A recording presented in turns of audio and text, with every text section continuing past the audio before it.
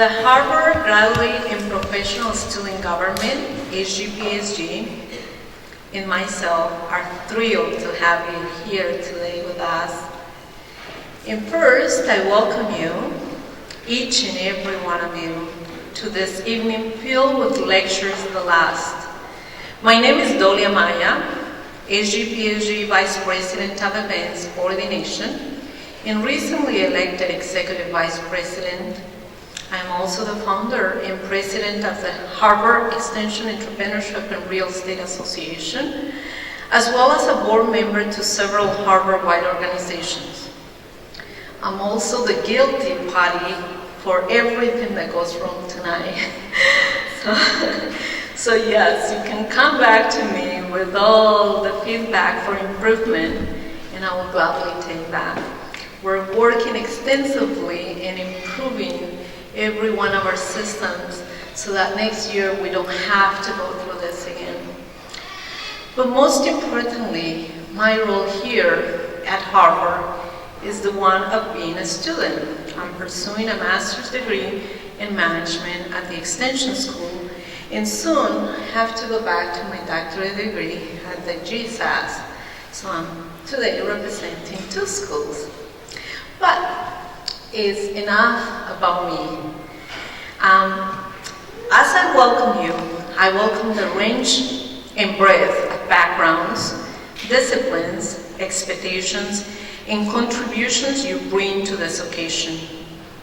I welcome the participation of our speakers. Speakers nominated and chosen by students from all 12 of our Harvard graduate schools. I welcome the mixing of students and professors, business and professional leaders, the rare cross-pollination of perspectives and gifts that these lectures were instituting to bring about. The annual lectures, the last, is one of our 13 signature events that aims to unify students, professors, and faculty into a one Harvard, at a one night of powerful, empowering, and fruitful ideas. These lectures are formed, organized, and sponsored by our very own student government, HGPSG, and by you, the attendees. So once again, thank you for being here. We truly cherish your participation. We are convinced that the sharing of our lectures the last will offer significant insight that will last within and between us. Long after each individual lecture has been given, heard, and mutually examined, I welcome the lasting fruit of our coming together.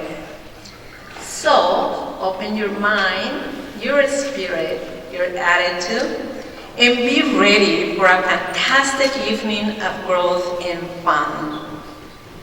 And now to talk a little bit about how the evening's structured today, please help me welcome my colleague and partner in every single event.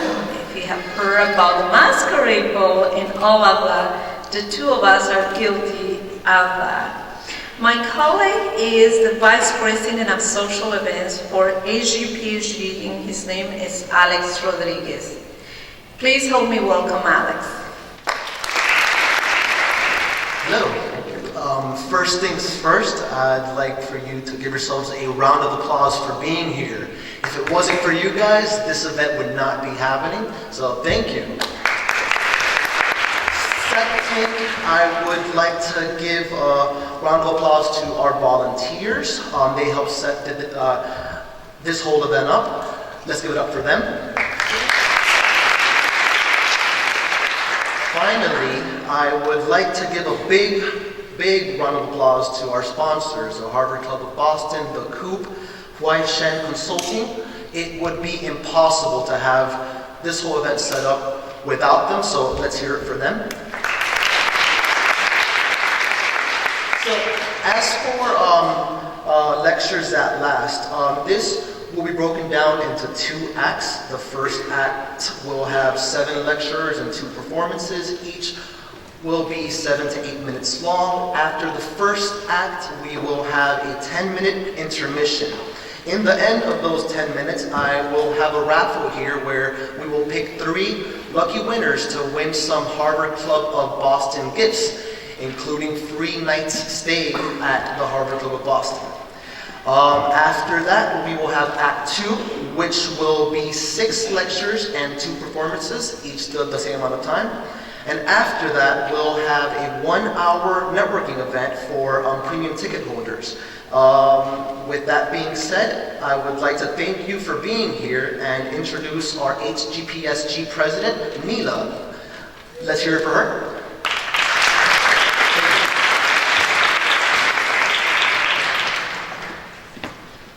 Hi everyone, I'm actually surprised I can see over this podium, so that's great. But thank you so much for being here tonight. My name is Neela Devnath, and I am the president of the Harvard Graduate and Professional Student Government. The HGPSG is the official student government for the 12 graduate and professional schools at Harvard. Our mission is to bring together the graduate and professional students at each one of the schools. A lot of times, our students, especially graduate students and professional students, are siloed. We don't get to interact with each other very much. We're studying all the time, we're working in our labs, we're taking our classes, and our mission is to bring together the brilliant diversity of minds, academic fields, opinions, cultural backgrounds, and just the brilliance of every Harvard student together in one place. Through that, we have a couple of signature events throughout the year. Lectures That Last is our academic signature event. We also have social events and professional events like the Harvard Leadership Conference and the Masquerade Ball, which many people know us for. But we try to do these series of events to bring together students with actually a very small budget. Right now, we are serving 15,000 Harvard graduate and professional students with a budget of about $30,000, which equates to $2 per year per student. One of our main campaigns in the coming year is actually going to be to try to get a student activities fee Harvard-wide for the graduate and professional students, so we can put on more events and of a higher quality for our students to actually meet each other. Right now, there's no space on campus that graduate students can go, just to hang out even across schools. The Smith Campus Center, which was newly renamed last year, is going to be that, but construction is a slow process, and it will take probably several years till it is completed. But in the meantime, we would like to start this campaign and ask for your support in it to get a student activities fee that would allow us to serve the graduate students and the professional students of Harvard better, and to make sure that these events exist in the future and that we can all come together as one Harvard. Thank you.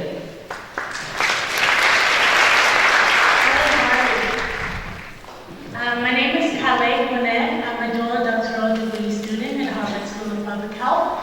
I'm studying epidemiology and environmental health with an emphasis in biostatistics. I'm so excited to have you all here. You're in for a treat. This is going to be a wonderful show. We've worked very hard to make sure that you guys enjoy the show, but also have a chance to learn about the amazing things that are happening at all 12 Harvard graduate schools. So without further ado, and to start the show up, I'd like to introduce my co-host, Ms. Stephanie Martins, as she starts the show up. Please give her a round of applause.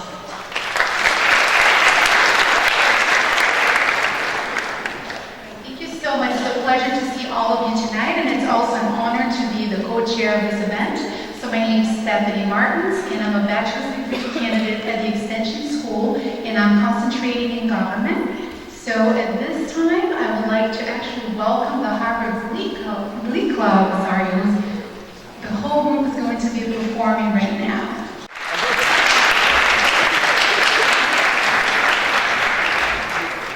Oh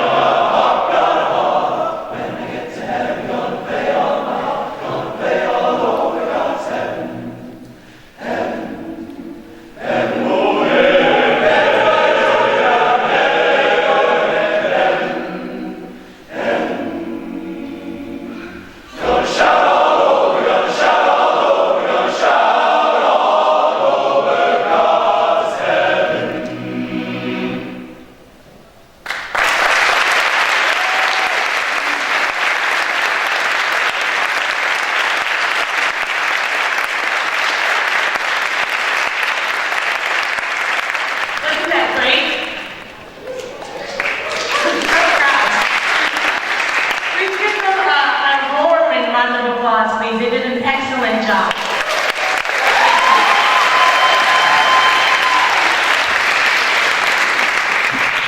So I'd like to introduce you to our first speaker of the night. Dr. David A. Shore is a leading authority on managing change and gaining competitive advantage. Throughout his career, he has built constructive links between theory and practice by combining research, consulting, and teaching.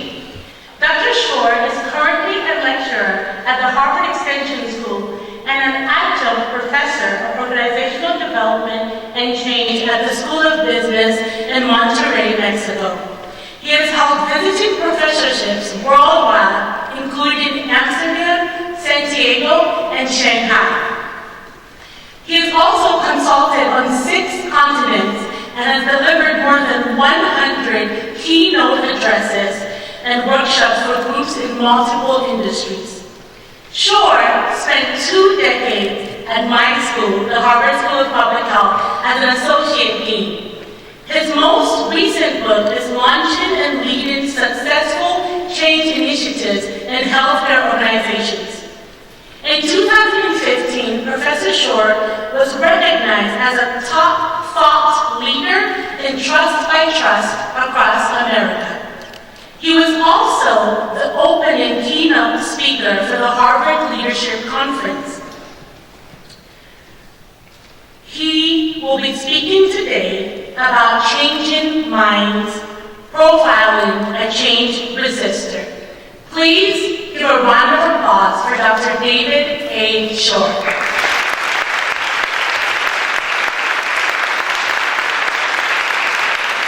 Harvard alum, oh, and by the way, also former President of the United States, John F. Kennedy once said, the only reason to give a speech is to change the world. With less than 10 minutes, our goal is a bit more modest. We tackle the greatest obstacle to innovation, fostering readiness for change. And mind you, innovation is not just coming up with new ideas. You get no credit for brilliant ideas unless you can implement them. Executives execute. An idea is not an innovation until it has been successfully implemented and add value. And change initiatives is the mechanism to convert ideas into implementation. As students, you should appreciate the fact that in a study that was just released, 91% of human resource directors say that by 2018, just 3 short years from now, people will be recruited, you will be recruited based on your ability to successfully manage change and uncertainty. That will be the USP, the unique selling proposition for you in the job market. So how do we ignite innovation? How do we move from a type S static organization to a type A agile organization? First, we must overcome individual resistance to change and establish organizational readiness for change. So the framework for our conversation over the next 7 minutes is the axiom of persuasion. Never a statistic without a story, and never a story without a statistic. Here are 3 data points for your consideration. 60%, 70%, 49.3%. 60% of CEOs say that innovation is the primary objective of their company. 70% of those innovations fail. And 49.3% are the odds of winning rolling dice at the crap tables in Las Vegas. And so you have a better chance of winning in Vegas than you have of your change initiatives succeeding. Employee resistance to change is the most common reason cited by CEOs and other executives for failure of organizational change. Failure to establish sufficient readiness for change accounts for half of all unsuccessful change initiatives. Now keep in mind, we can never force someone to change. They need to overcome their resistance to change. And you need to get inside the head of the resistor, inside their mind. So now the story. In the spirit of popular TV shows such as Criminal Minds, we bring you Changing Minds, the profiling of a change resistor. For those of you not familiar with profiling, here's how this works. Say that someone is murdered, most likely a married woman. Well, first we think it's the husband or the boyfriend. And then the profilers construct a portrait of the unsub, the unidentified, the unknown subject, the likely offender. And so we will now give you a snapshot profile of that change resistor. We'll start with some geographical profiling. What's their country of birth? Well, we're pretty clear about this one. Our unsub likely comes from the small Western European country of Luxembourg, where the official, and I kid you not, the official national motto is, we want to remain as we are. We want to remain as we are. More than 500,000 people born and bred to be change resistors. While the mantra of most companies is change or die, our resistors' motto is, we'd rather die than change. So we know where they were born. Where do they live now? What is their current residence? Our resistors are cave dwellers. Cave, C-A-V-E.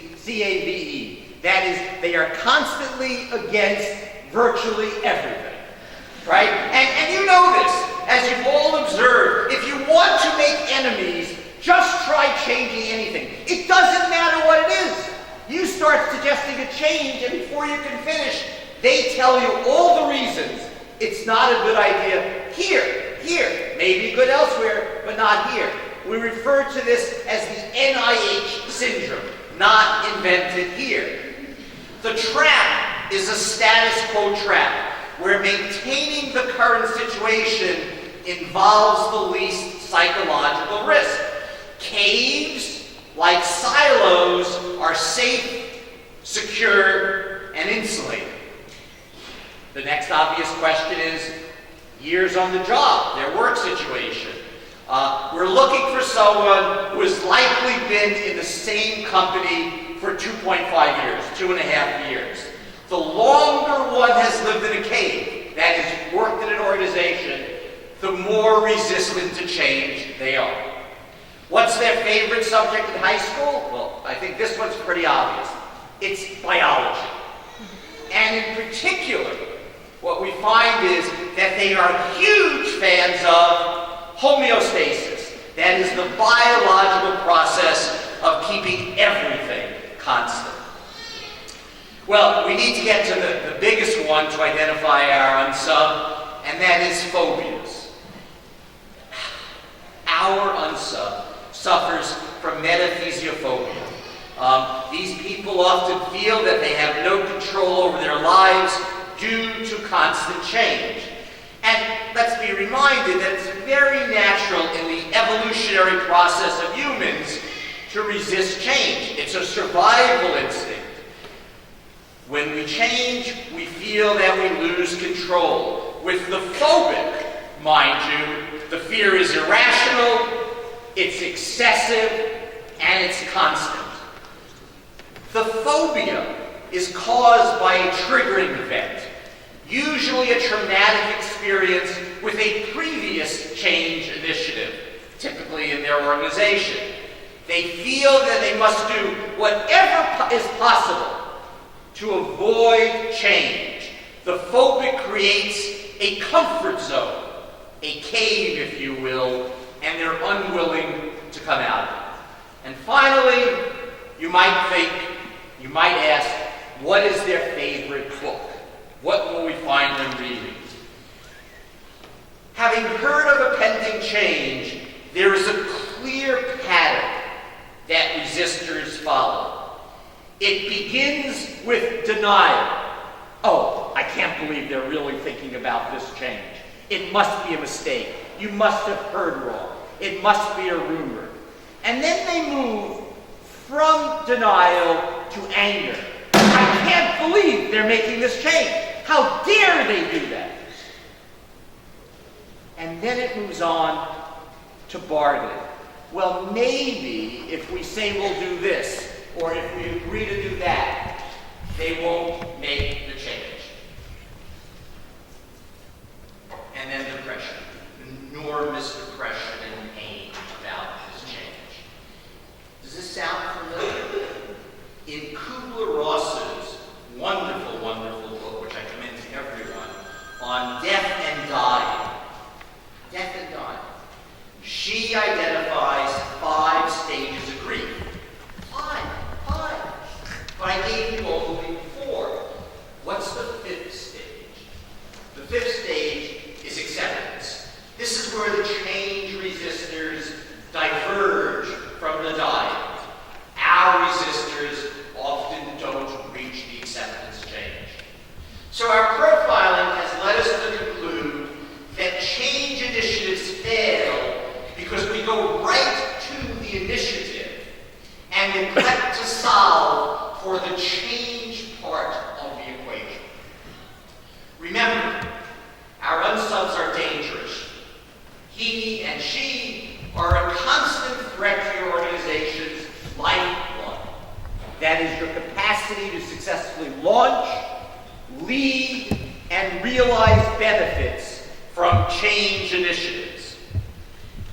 Our experience tells us that when it comes to treating these phobics, we overestimate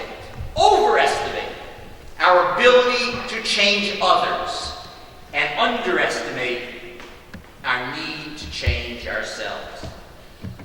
The metaphenophobes personality may not be interested in getting help. Why? Because it means a need for change. So as current and future leaders, your objective, which is always innovation, your objective is to modify the unsub's perception of change. If all else fails in treating this anxiety disorder, you have a final option, a last resort. Sometimes, if you want to change the people, you need to change the people. You either fire them up or you fire them out. I urge you to proceed, but to proceed with caution. Good luck. Thank you.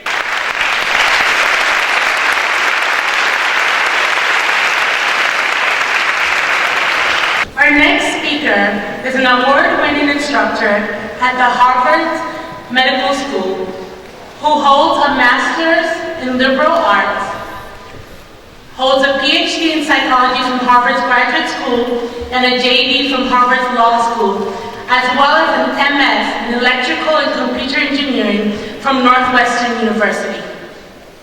Her research has focused on the behavior that people use to become exceptional achievers and leaders in their fields. She is the author of the Superstar Roadmap and the Superstar Syndrome, which are based on our analysis of the lives of over 100 contemporary leaders. Central to her work are the unique talent identification system that she has developed and what she terms mini strengths, the small behaviors that underlie outstanding achievement. She also holds patents for a computer neural network based on human cognitive development that she has developed. Please help me welcome Dr. Myra S. White as she speaks about the infinity of talent. Please give her a round of applause.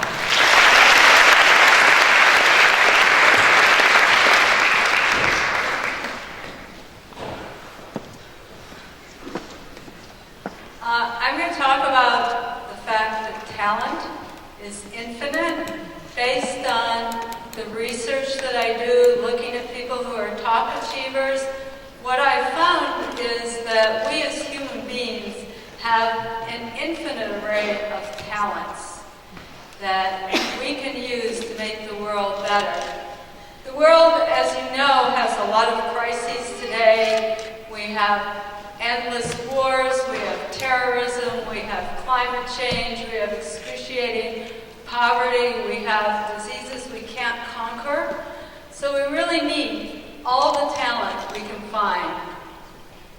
So my research is based on looking at people who have become top achievers in their particular field of endeavor. And what I've looked at is what are the behaviors that they use to reach their goals and to succeed. So here are a few of the people I've looked at. I'm not going to read them all off to you because obviously I only have 7 minutes. So I'll give you a little idea of some of the people that I've studied. So, as I mentioned before, and looking at all these, I've looked at over 100 top achievers, is that I've just seen an enormous different set of talents that people have. In other words, people don't achieve and become top achievers by all using the same kinds of behaviors. So no top achievers are alike. And the talents that they have are extremely unique. They're little things that we wouldn't generally notice about people. And one reason we don't see this is because when we go to school, we're only measured on 2 kind of huge categories of talent. Namely, do we get good grades? And at least in the US, are we good at sports?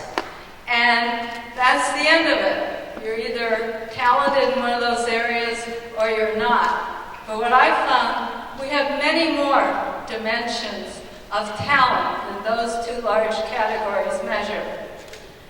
And when I look at achievers, not only are they different in terms of the array of talents that they use to achieve their goals and become successful, but there is one thing that they all have in common, and that is self-awareness.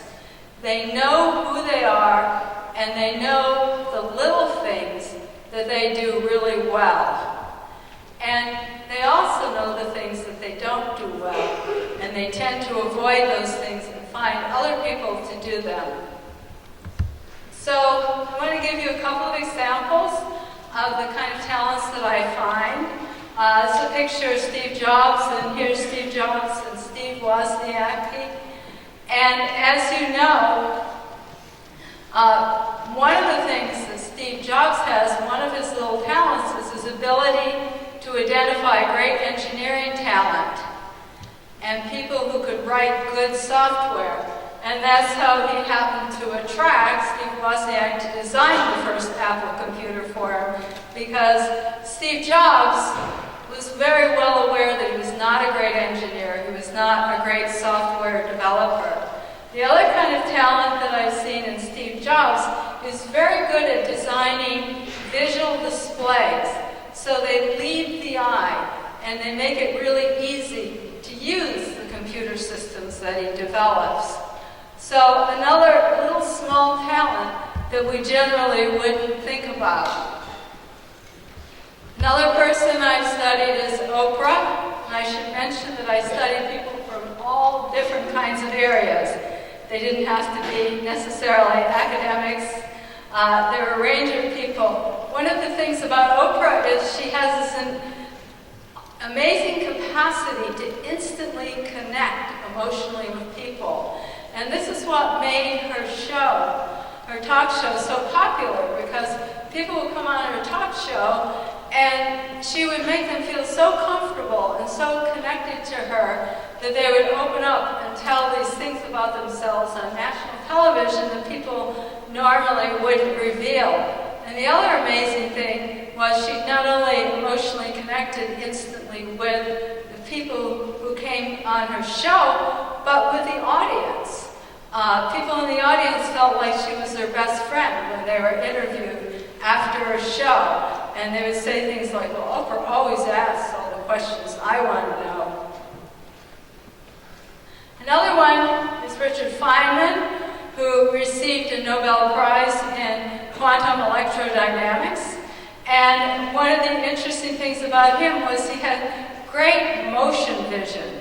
It's something that good point guards have. They can see little movements of motion that says someone's going to cut and be ready to receive the ball. And he was watching a student one day in the cafeteria at Cornell, and the student was tossing plates up in the air. And Richard Feynman noticed that they wobbled when they rotated. They had this little wobble to them. And so he became intrigued in how you could calculate the rate of wobble of, sort of plates or spheres when they're rotating. And this ultimately led to the work that helped him get a Nobel Prize. So you can see these are very small, little things that people do really well, but make a big difference in their life.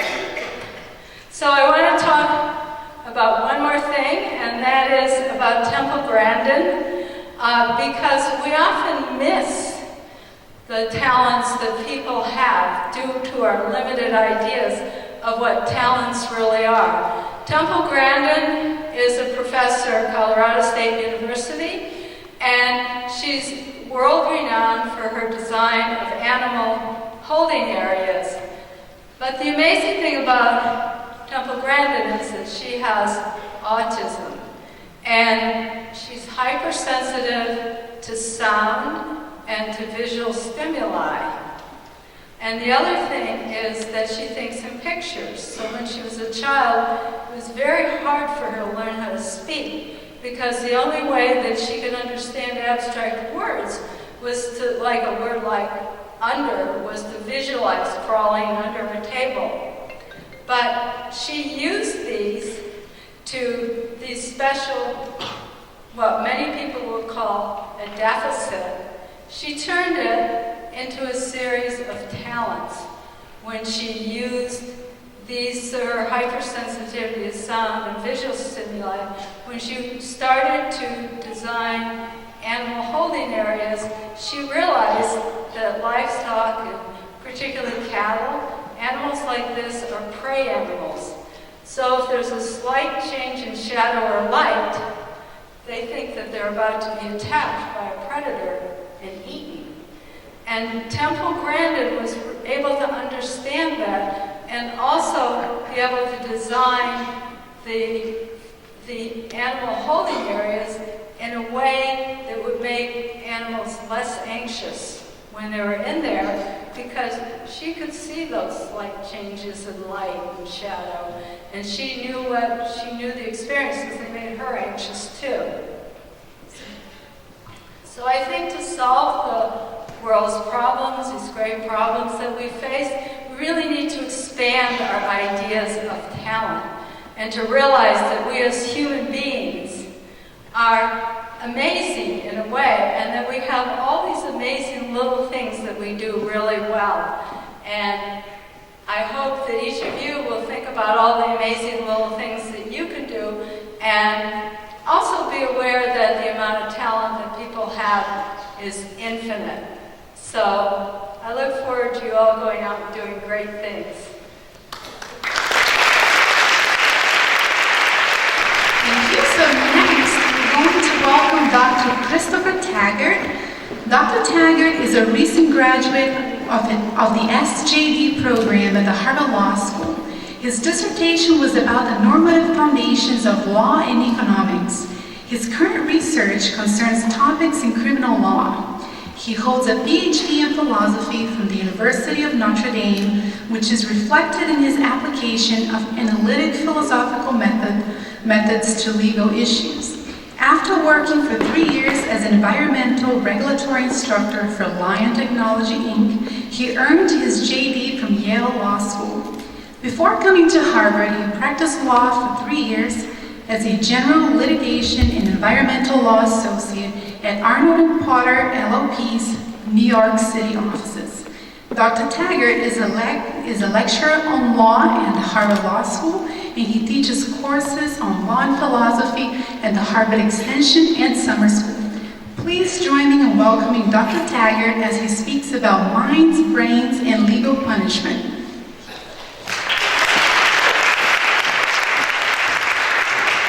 Well, thank you. I'd just like to make a couple brief remarks this evening about some, I think, interesting questions that are raised by certain scientific advances about our brains, with techniques like functional magnetic resonance imaging and whatnot. I think we're starting to learn more and more about that, black box between our ears and exactly how it works. And because of these advances, there's this one picture of what our brains might be like that might start to become more and more inescapable as we learn more and more details about how it actually works. The basic picture would be that the brain is some kind of realization of deterministic neural processes, possibly punctuated by various random events. And one of the things I wanted to talk about this evening, the main thing this evening, is how this picture might affect, assuming it keeps fleshing out, how we think about legal punishment. So how might it affect that? Well, generally speaking, stepping back, when we think about legal punishment in general, there are two kind of major approaches that people take toward thinking about legal punishment and justifying it, saying, why do we punish people? Why do we punish that person more than that person, and so forth? And one of these approaches is sometimes called the utilitarian approach or utilitarianism. And the utilitarian is going to do things like emphasize deterrence, emphasize possibly rehabilitation, emphasize incapacitation. It's forward-looking. The idea is that these are various reasons why it's justified for us to punish people. And the other side of the coin, the other major view, is sometimes called retributivism. A retributivist is also often going to focus on the central focus will be on this idea of moral desert, right? The idea is it's just wrong to punish somebody more than they deserve to be punished. That places a limit on it, regardless of what the good consequences are. Or another version, if somebody deserves an amount of punishment, then we have an obligation, right, to make sure that he or she gets it. So these are sort of the two pictures. Now that neuroscientific picture that was emerging that I talked about before, I think that's going to be placing more and more pressure on that retributivist idea. And the way I think it could be placing more and more pressure on that retributivist idea is by reinvigorating a very, very old philosophical argument. And the very, very old philosophical argument goes something like this. It says, well, look, there are these three things that we definitely don't have any control over at all. Right? One of them is, what was the world like before we were born? Presumably we have no control over that. We have no control over what the ultimate laws of nature are, whatever they may happen to be. And assuming that there are various random events that kind of kick in and maybe sometimes affect things that come after them, certainly we don't control the random events because by definition nothing controls them. They just sort of kind of happen. Right? And so then there's this idea that if these three factors over which we lack complete control, right, determine or necessitate everything that happens afterward, including every detail of every moment of our mental lives, every thought that we entertain, every feeling that we entertain, whether or not we make any logical mistakes when we're thinking through what to do, and whether or not any of those mental states actually result in our performing some kind of an action, right? There's this idea that if we don't control those things, then we don't control, in a sense, what we do, or even why we do it, ultimately, in an ultimate sense. Now, if that's true, right, if that's true and we don't control what we do, right, then the argument goes, well, then it's impossible for us to be morally responsible for what we do. And if it's impossible for us to be morally responsible for what we do, then it's impossible ever to deserve punishment for what we do, right? And so therefore the whole idea of retributivism goes out the window, and then the idea is that as we're learning more and more about our brains and how they work, this is going to become progressively more inescapable, right? You can imagine a person who say strangles his wife. It was an actual case. He claimed he had a cyst in a membrane surrounding his brain that was like commandeering his thought processes. He was sort of like a puppet, right? And the cyst was pulling his strings, and my brain made me do it, and so forth. So basically, this is the problem. And what I just simply wanted to do was to mention, certainly without resolving it, 3 different ways, we could go. These aren't the only ways we could go, but just to provoke some thinking. So on the one hand, you can sort of go whole hog and say, hey, I'm going to accept, this entire scientific picture, just go for it. And I'm also going to accept the fact that retributivism is now completely out the window. It's just false that anyone ever deserves punishment for anything. Now, of course, if you take that route, the challenge is going to be to then have to justify everything in terms of utilitarianism, including, for example, the very fact that we require citizens to even do something before we punish them. Right? A second possibility is to try to have our cake and eat it too, by saying that, well, on the one hand, we accept the science, but on the other hand, somehow we can still be responsible for what we're doing, right, in a way that could warrant some kind of a retributive punishment. But of course, the challenge will be to explain how that could possibly be true. And then the final possibility would be to somehow try to figure out how it might be true that in our brains, right, something other than antecedent events that result in what we do, or other antecedent random events that result in what we do, cause what we do. That is a new form of causation, but of course then the concern might be, boy, that just seems like maybe believing in magic. What we would have to do is formulate hypotheses and be prepared to test those hypotheses against the emerging information we're getting from empirical studies about the brain. Thank you very much.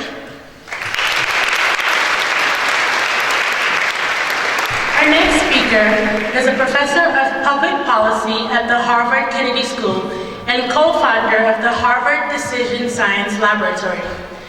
The recipient of numerous awards, including the Presidential Early Career Award for Scientists and Engineers, Dr. Jennifer Lerner is the first psychologist in the history of the Harvard Kennedy School to receive tenure. Drawing insights, yes.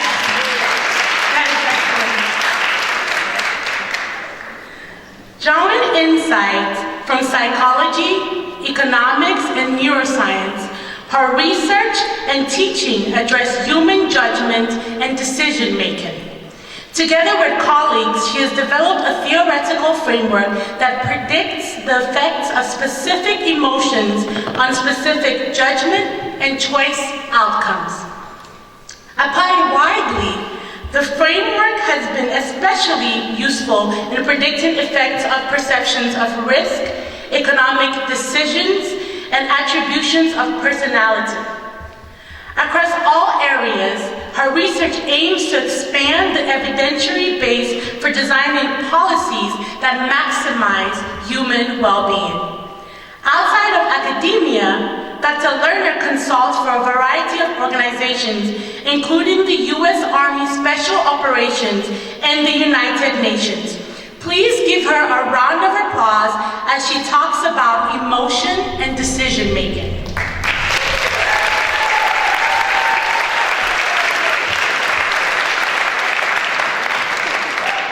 Good evening, everyone. Thank you for coming. We're going to talk tonight about emotion and decision-making. And first, I want to make sure that even the baby in the balcony can hear me. Thank you. Got the thumbs up. All right. So, now, next please. The field of emotion has a very interesting history, and indeed even a local history. In the 19th century, where we'll start, although the history is older than that, our own William James was one of the first to seek in a scientific way a definition of the biological bases Charles Darwin, writing even earlier, published a book called The Expression of Emotion in Man and Animals. And both of these two influential thinkers have, in many ways, influenced scientific thought on emotion even today. And all that starting in the 19th century. Next, please. In the 20th century, we went into what we emotion researchers refer to as the Dark Ages. And once again, the history is local. B.F. Skinner, who also was here at Harvard, is famous for many things, including his statement, "Emotion is the fictional cause to which we attribute behavior." In many ways, there was a dearth of research on emotion in the 20th century. In fact, when you look at the scholarly record of scientific publications, there is very little going on until the end of the 20th century. And it's a fascinating history of science for those of you who are interested. Okay, now we look to the 21st century. Here is a graph. I've marked 2000, and you can see where the 21st century starts. This and the years are going along from 1970 to the present. And what you see is the number of scholarly publications examining the effects of emotion on decision making, as well as in the blue line, the proportion that those represent for decision making research as a whole. And although it's hard to see way in the back, I will tell you the growth is exponential. The field is absolutely exploding, and it's due to, in many different factors, perhaps most important is the methodological innovation that we now are experiencing, where we can look at mind-brain behavior interactions in a way we never could before. So it's a terrifically exciting time to study emotion and decision making. Next, please. What we're going to talk about tonight, just briefly, is a spotlight on a particular kind of decision. And in particular, we're going to look at the effects of emotion on decisions that require patience, waiting, seeing the long perspective, and taking that long perspective. Okay. Some of you might be familiar with the classic marshmallow experiment. The experiment goes like this. An experimenter comes in, says to a little kid, "You can have one marshmallow now, or two if you wait." Inevitably, there's individual differences. Some can wait, some can't. That ability to wait predicts, we roll through all of these things later in life. Patience is very important. Next, please. Now, we can study that at the individual level, but there also are manifold economic effects. And roll through this slide, please. We have in this country, in particular, massive credit card debt, insufficient retirement savings, and a critical problem that will be facing all of us, which is an inability for Social Security to fund retirement. Yes, next, please. So some people think emotion is the problem driving impatience. And certainly there's a long history of philosophers who might agree with that, in particular Spinoza, who argued emotion makes us think only of the here and now. And next, please. And there is some support for that. In the case of a specific emotion, sadness. Next. In our lab, we've done a number of experiments where we have people choose between a lesser amount now or more in the future. We always use real money. And we can, for any given individual, calculate what their so-called discount rate is. Of course, you want to value something now more than something in the future, but you don't want to take it now if it's dramatically less than what you can get by waiting. And here, discount factor, the lower the factor, the more patient. And sadness, the lower the factor, the less patient. And sadness reduces your patience. Yes. For example, if you are induced to be in a sad state through random assignment, you will take $37 immediately instead of $85 in 3 months. Whereas if you're in a neutral state, you wait till $56. Next. So there's been a lot of efforts to move from a kind of Cookie Monster Me Want Cookie. You can recognize the 1970s font to Me Want Cookie But Me Wait. In fact, they've even gone so far as to introduce Veggie Monster. Okay, next.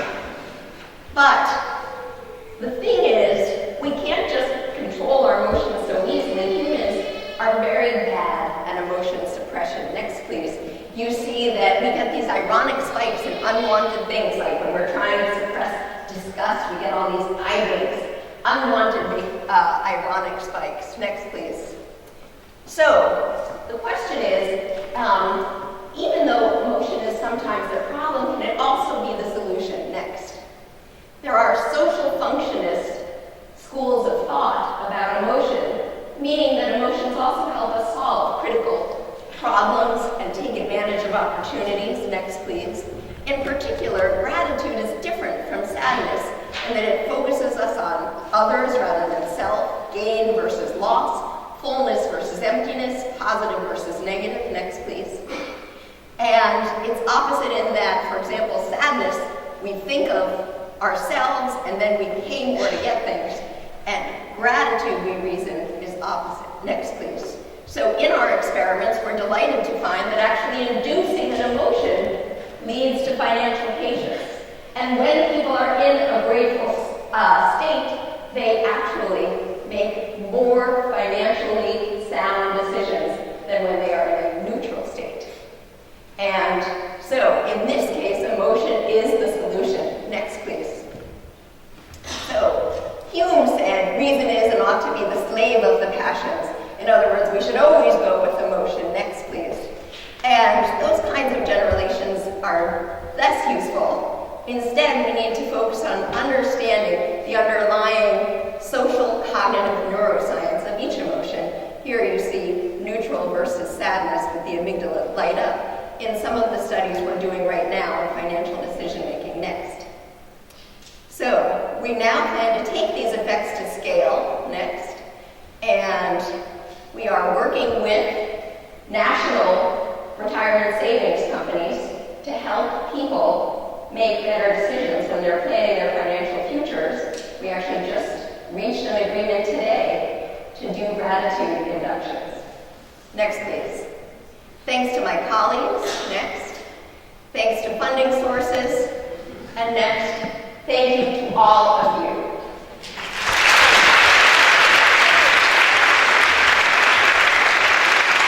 Our next performer is a dear friend of mine and a very talented pianist. Tai Tai is a third-year PhD student in the Department of Biostatistics at Harvard School of Public Health. He started playing piano in high school, but gave it up in college to pursue his dreams of playing basketball for the Toronto Raptors. After failing to attain any basketball skills and not growing to be 8 feet tall, he settled for public health research. Today, Tai will be playing Nocturne in B-flat by Chopin. A nocturne is a musical composition inspired by the night. Chopin's nocturnes are typically stylized by a melancholic theme that is repeated with increasing complexity throughout the piece. Please give a round of applause for Tai Tai.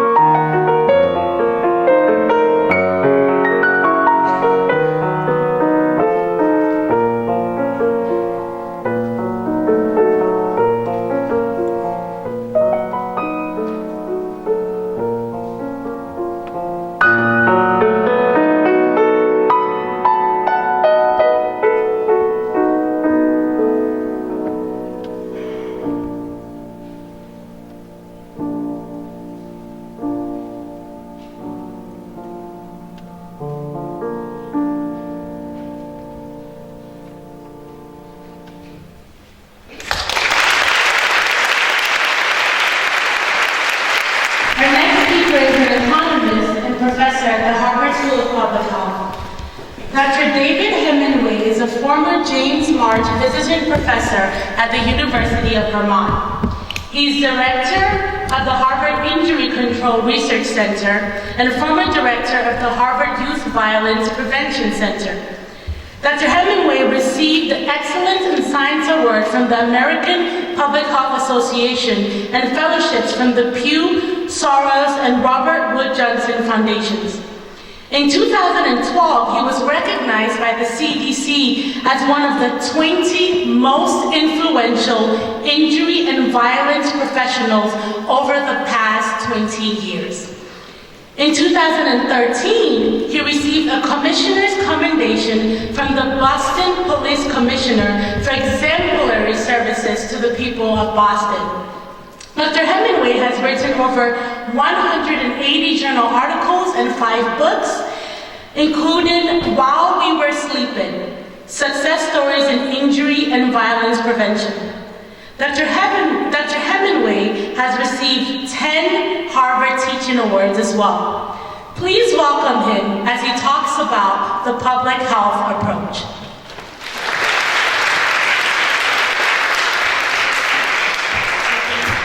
Okay, I'm from Public Health. I'm going to talk about the public health approach next. Over the past 20 years, we've been trying to promote the public health approach as a way to reduce youth violence and gun violence. And we've made a little headway. For example, police often say now we can't arrest our way out of problems. Next. But what's interesting to me is when you go online, more and more people are saying they're going to use the public health approach to everything.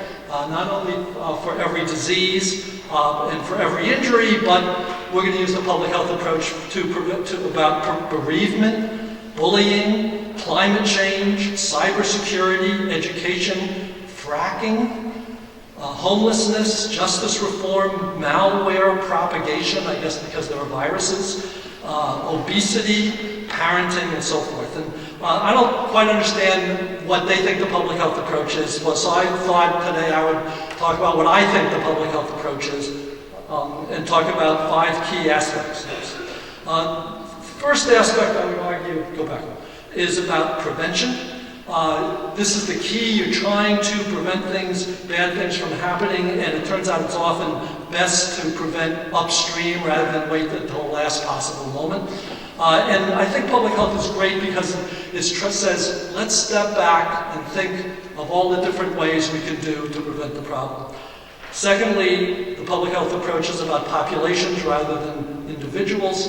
When I go to talk to psychiatrists, for example, about suicide, one of the questions I often ask is, why do you think there are so many more suicides in Arizona than in Massachusetts? And their typical answer is, gee, that's interesting, we didn't know that, and nor should they, because they're really interested in how, whether Mary is suicidal.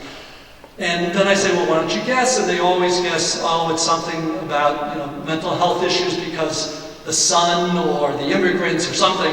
And of course, it's nothing like that, and it turns out it doesn't have anything to do with mental health. It has everything to do with guns. And if you look across the United States and try to explain differences across states in terms of suicide, mental health explains almost nothing, and guns explains huge amounts.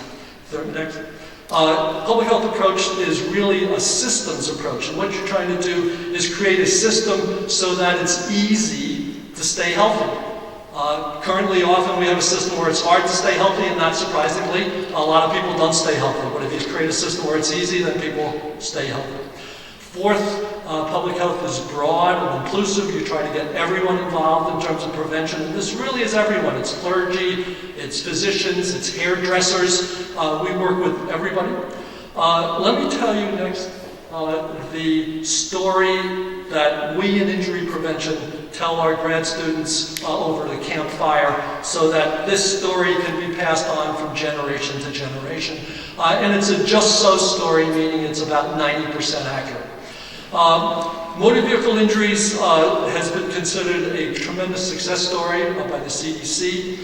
And let me tell you the story. So in the 1950s, when I was young, we were told, and data indicated that this was true, that about 90% of motor vehicle crashes were due to driver error. There were tired drivers, angry drivers, distracted drivers, and so forth. So next, what's the policy we should use? Well, it's driver's ed. And I'm in a cohort where every person had to take driver's ed to get through high school.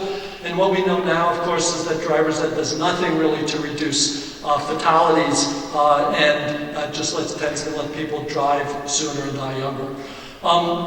In terms of next motor vehicle deaths, what we know is that the majority are associated with clear and deliberate unlawful behavior by motorists. They're speeding, drunk driving. What's the policy? We ought to enforce the traffic laws. Education and enforcement. That's the mantra of the gun lobby today. And there really wasn't that big progress made until public health physicians changed the question. And it's often really crucial to change the question. They ask not who caused the accident, but what caused the injury. And it's clear people were being killed because the steering wheel, which was not collapsible, would go right into your chest if you were the driver. Your face would be lacerated if you hit the windshield because it was not made of safety glass. You would often leave the car because there was no seatbelts and no airbags. If you left the road for 1 second, you would often be killed because we had put trees and lampposts along the sides of roads. Fortunately, we never decided to put lampposts along the sides of runways, but we did put them along the sides of roads, and public health physicians began saying, can't we make the car safer? Can't we make the road safer? Can't we have a better emergency medical system? And the punchline is, 60 years later, nobody thinks drivers are any better today than they were in the 1950s, but fatalities per mile driven have fallen 85%. For every 20 kids who were killed in my cohort, there's now only 3 who died. And the key insight was that you don't have to change people. What you really want to do is create a system where it's hard to make mistakes, where it's hard to behave inappropriately, and then if someone does behave inappropriately or make mistakes, no one is seriously injured. What does it mean to create a system not to make mistakes? You're driving at night on the California freeway, and you're actually moving because it's so late and you're so tired and you're about to go to sleep and the car starts going to go off the lane and you're going to hit somebody, it's going to be your fault. And then suddenly, these bot stops which are on the lane, and you wake up and you get back in the lane and nothing bad happens. Next, this is finally what we're trying to do in terms of medical error. Instead of blaming the physician or the nurse, we're trying to change the system. And an early example of that was in anesthesia. A lot of people used to die, and I realized this even as recently as 1980 when they were under. And then tremendous changes were made in the system, and in a 15-year period, deaths under anesthesia fell 98%. Not because physicians were better, because the system was better. And what we're trying to do is look at the public health approach to reducing gun violence and injury. And what we're trying to do is get and help and force often manufacturers to help, gun shops to help. We're working with gun trainers, we're working with gun owners, and again, we're working with clergy and hairdressers and physicians, and we're trying to figure out ways to make the system better. Let me tell you one quick example of what manufacturers can do. They can do so many more better things than they're doing now. A common reason why there's unintentional firearm fatalities is because people don't know whether the gun's loaded or not. A teenager finds his dad's semi-automatic pistol, he takes out the magazine, here are all the bullets, here's the gun, he points the gun and he pulls the trigger because he thinks it's unloaded, but there's a bullet left in the chamber, and he shoots his best friend.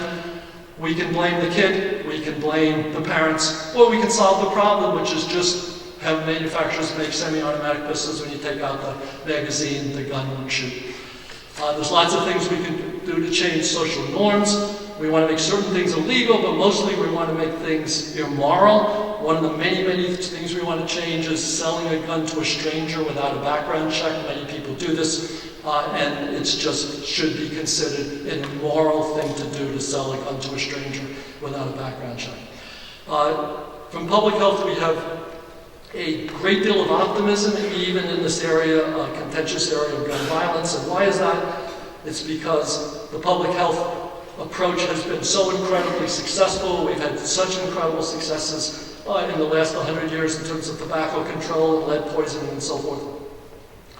And this is what we're trying to use in terms of violence prevention. And one of the things I am personally going to try to do is understand what in the world the public health approach is to fracking. Thank you, and good luck in your studies. Next, we would like to welcome Dr. Christopher Robichaud. Dr. Christopher Robichaud is a lecturer in ethics and public policy at the Harvard Kennedy School of Government. He received his doctorate in philosophy from MIT. His work focuses on areas in ethics, political philosophy, and social epistemology. Dr. Robichaud has been a member of the faculty since 2006. He also teaches at the Extension School. Previously, he had taught philosophy courses at Texas A&M University, the University of Vermont in Burlington, and Tufts University. Currently, his research interests include exploring what a post-truth age of politics might be, and what, if anything, can be said for or against such an age. He is also interested in examining what kind of intellectual virtue is captured by the idea of healthy skepticism and what place such a virtue has within a democratic society. Please welcome Dr. Robichaud as he introduces teaching leadership through gameplay. Hi, I'm really excited to be here, and I'll just get right to it. So one of the things I'm trying to do at the Kennedy School is come up with interesting, cool, new, inventive ways to teach the skill set that we think is really important for our policy students. And so a few years ago, my colleague Lynn Kmart reached out to me and she said, we want to create this new program, Emerging Leaders. It's an executive education program. And we want it to be for individuals across the globe who see themselves in a leadership role 5, 10, 15 years down the road. And we want part of the course to be a game, an interesting and cool different sort of simulation, something that hasn't been done before. And she said, hey, I've heard that you're young, which I take as a compliment, right? And you have your fingers in a lot of this stuff, which I don't know whether that's good or bad that's going around the Kennedy School. She said, can you do something about it? I said, sure, I'll figure it out. So can I have the next one? The challenge that I found was going from something like this, hey, it's Monopoly. Actually a terrible board game when you really think about it, but Settlers of Catan is much better. I know there are fans, right? Already we hear the fans, right? So how do you go from something like this, and the next one, to this, to leadership? So, next slide. The idea of bringing gameplay into the classroom and using it as a pedagogical tool is certainly not new. The way that the space has been divided, I have no stake in whether this is, the absolutely best way to divide the space or not, but one of the ways that the space has been divided is, well, first you can do some gamification. Fancy term. What does it mean? It means using game mechanics to incentivize students. And so you'll hear some examples of this being, hey, we want students to really try to strive hard, but that A or B or C hanging over their head just isn't doing it, so let's try instead to create a game and maybe not allow them to work harder. The other thing is simulations, and this is stuff that maybe you've done at some point or another. And simulations, the idea is you're going to give you a role. The role should be you're going to be policy advisor to the president during the Cuban Missile Crisis, and let's go through that experience and give you some idea of what it's like to undergo these sorts of situations. I like these. I think that you don't need to reinvent the wheel, but I wanted to do something different. I wanted to look elsewhere for types of games that I could bring into the classroom for pedagogical ends. And so I looked at something near and dear to me. Next slide, please. Dungeons and Dragons, yay! I even edited a book about it, which you're seeing right here, right? Dungeons and Dragons has been maligned for many years, but thankfully due to Big Bang Theory, right? It's a Big Bang Theory. Big Bang Theory. And, shows like Community and so forth. There's been a renaissance for us geeks on bringing these things to the table. What's interesting about this, before I get into it, is why did I turn to this sort of game? Because tabletop role-playing games are unique in the following way. They're not like video games, they're not like board games.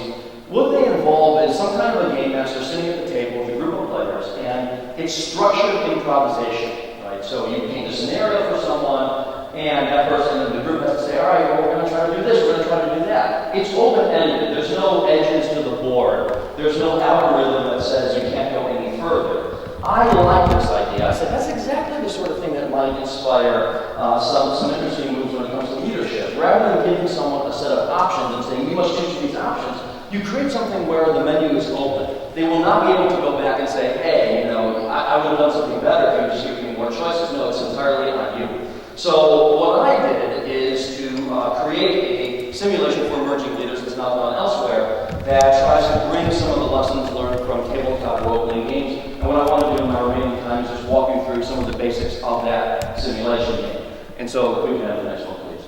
Patient Zero, Game of Leadership. I designed it and working with some amazing people who are colleagues and friends and game designers, Mark Diaz-Truman, Marissa Kelly, Travis Scott, and Ben Kaiser. The next one, please.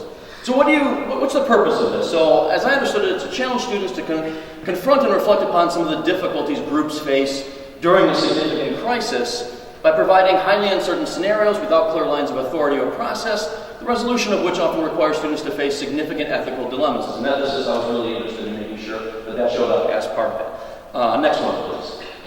So what happens here? So what we do is, you can imagine a class of 50, 60 people. They're put into groups of 5, 6, 7 individuals. They sit down at a table, and the first thing that they have to do is they have to invent a country.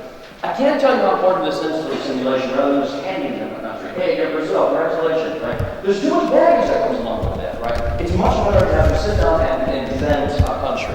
And what you do there is, you name it. I'll tell you a little bit about what some of these means. You establish some attributes, you determine the population, and then you develop some features of it. The next slide. What I did is, much like if any of you have done any video games or so forth, you have a character, your avatar, and this character has strength, intelligence, and dexterity, and I can go through the list of presented you in every different game system that's ever shown up in, and I want to do that for you right now. But here I came up with attributes for countries. So the economy of the country, the infrastructure, its health, institutions, and its military. What students do is they roll some dice to give themselves a pool of points to distribute, and then, next one please, they have to distribute it across the attributes of their countries. And so for each one of them, there's a number associated with what that means in the game world. So if you're sitting and debating, should we be in military strength? Here's our pool of points. How can we do this? You have an opportunity to think, how strong do you want to be? How strong your institutions want to be? And so forth and so on. If you notice what I said, this was based on a die roll. And that's important because it means that some people are going to have a large pool to work with and some people aren't, and that's the luck of the roll. And that really helps simulate that not everyone enters the world arena with the same set of resources. May I have the next one, please? Okay, so besides that, the group has to decide what their country's like, what's its government like, its environment, its cuisine, its tour sites. And you can go to the next one, please. And then you have to choose some other facts about your country. You only can choose 2, and I've only shown some here. There's quite a list. Do you have constitutionally guaranteed rights, et cetera, et cetera, et cetera. Next one. All right, the main dynamic, after a group does this, what I want to tell you that the natural thing that happens at this point is there is complete and total buy-in for the duration of the game, which sometimes goes 8 to 10 hours after spending an hour doing this, right? If you have worked with your group and already individuals have arisen, this person is claiming authority, this person isn't, you have owned your country after that.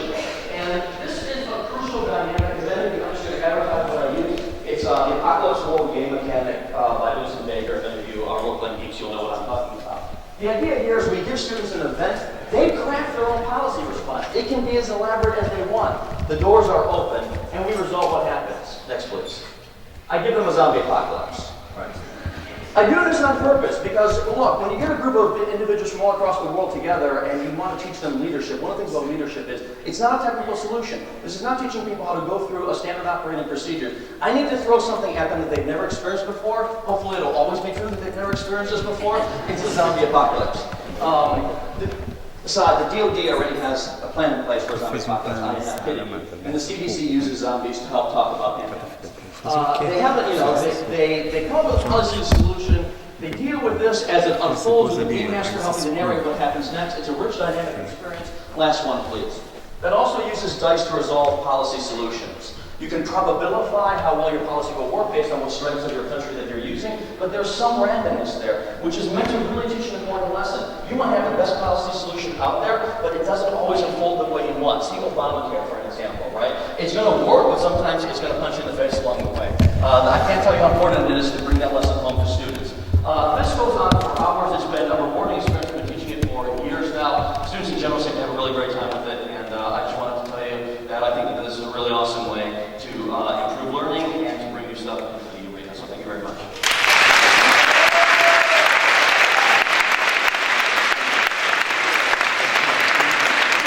Our next speaker is an executive director and adjunct lecturer at the Center for Public Leadership at the Harvard Kennedy School. Patricia Bellinger provides strategic oversight across the portfolio activities at the Center for Public Leadership, which is dedicated to leadership training, scholarship in public service, and behavioral decision making. In addition to her work at the center, Patricia teaches within the degree program, the Harvard Kennedy School Executive Education, and also within the center's Leadership Development Programming. Prior to joining Harvard, Patricia served in global leadership roles at BP plc in London, and as the energy conglomerate's first group vice president of global diversity and inclusion. Patricia was brought in to establish BP's global diversity and inclusion transformation. Under Patricia's leadership, BP won the coveted Catalyst Award for the advancement of women and progress in global diversity. She subsequently served as BP's Group Vice President of Executive Development and led the BP Leadership Academy as its first director. She's a proud mother, a lifelong learner, a dedicated equestrian, and she's devoted to her students. Please welcome Ms. Patricia Bellamy to the stage.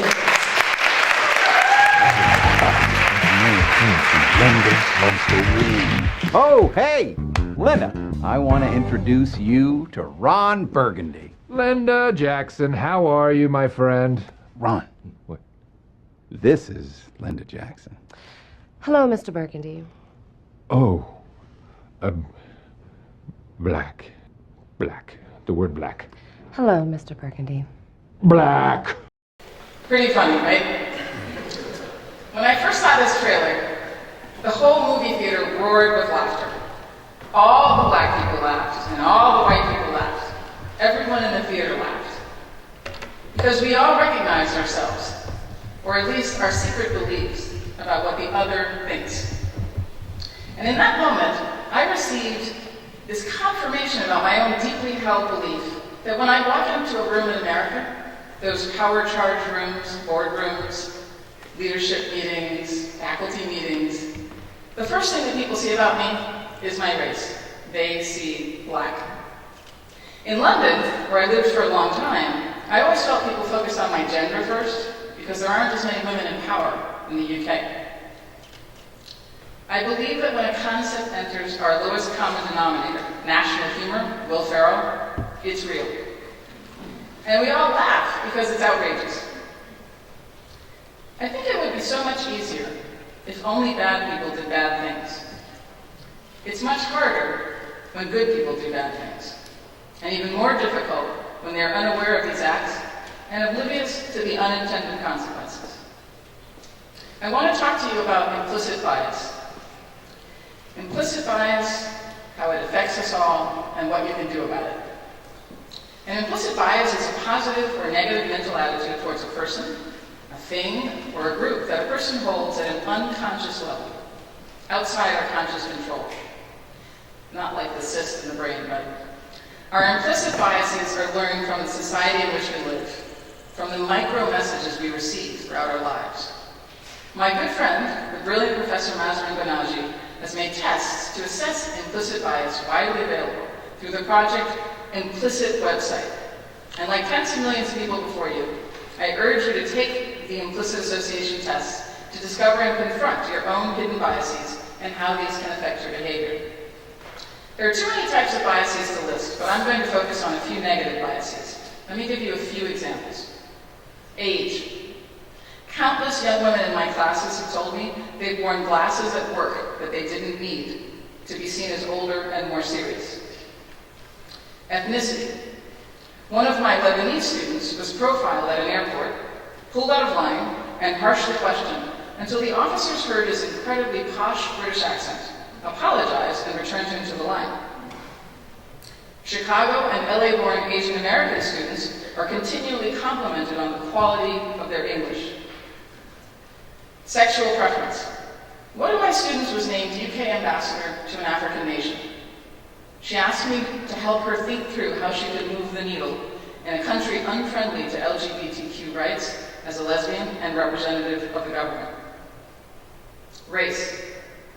When he was 14, my son Jordan was accosted and questioned by London policemen because he was wearing a hoodie and is walking while black, until they heard his American schoolboy English, and then offered to walk him home to make sure he stayed safe. Tamir Rice, a a 12-year-old African-American boy who was playing with a toy gun alone in an empty park in Cleveland, was killed by a police officer 2 seconds after arriving at the scene. Implicit bias. We all have it, and the consequences cover the full range from death to hurting someone's feelings. We need to acknowledge it before we can address it. Now let me talk to you a little bit about the research. Yale's Dr. Joe Handelman's research demonstrates ongoing bias against women in science. Science professors of all genders at American universities widely regard female undergrads as less competent. They're less likely to offer women mentoring or a job, and if women are offered a job, they will offer a lower salary to a woman of equal qualifications to a man. The National Bureau on Economic Research published a paper on employers' responses to racial names. After sending 5,000 resumes in response to help wanted ads in Boston and Chicago, applicants with white-sounding surnames needed to send 10 resumes to receive 1 callback, while identical resumes with black-sounding surnames needed to send 15 resumes to get 1 callback. A white-sounding last name yields as many callbacks as the equivalent of 8 additional years of work experience. Some of you may already be familiar with Rouse and Golden's research on the integration of symphony orchestras. Through the introduction of blind auditions, musicians actually audition behind the screen, so the gender is invisible, but the talent is audible. The presence of women in the top 5 U.S. symphony orchestras quintupled. And who's heard of Airbnb? Great site, cheap options for private homes and apartments for rent all over the world. A major feature of the site are the public profiles the potential guests and hosts post, including their photographs. The profiles are there to build trust between transacting partners, but also facilitate discrimination. My HBS colleagues, Ben Edelman and Mike Luca, have investigated the extent to which the discrimination impacts those using the site, and have proven that non-black hosts are able to charge 12% more than black hosts. And let me say something about hurricanes. The National Academy of Sciences recently published a study that demonstrated that female-named hurricanes in America kill twice as many people as similar-strength male-named hurricanes. I know there's a lot of speculation as to why that would be. Keep it simple, people. Why? Because Americans underestimate them. They expect Hurricane Bruce to be violent and deadly, but they expect Hurricane Bonnie to be less threatening, and as a result, they take fewer precautions. Now, American science professors don't consciously set out to discriminate against women in science, nor do most employers intend to call black applicants back less often, and none of us would intentionally risk our lives and property because of a hurricane's name. But our behavior doesn't align with our intentions. The costs to society are enormous. The implications can be deadly. If you think it's important, there are steps you can take to change this in yourself, at school, at work, and in your community. Learn your biases. Ask people you trust. Go to the Project Implicit website and take the tests. Stare your biases in the face. Own them. Take the personal and professional steps to meet, know, and value the other. Surround yourself with people unlike yourself. Practice appreciative inquiry. Dare to step outside your comfort zone. So if you're in a position of power, or if you plan to be, and who at Harvard doesn't, you have the opportunity to create a more inclusive society. I hope you will. Thank you.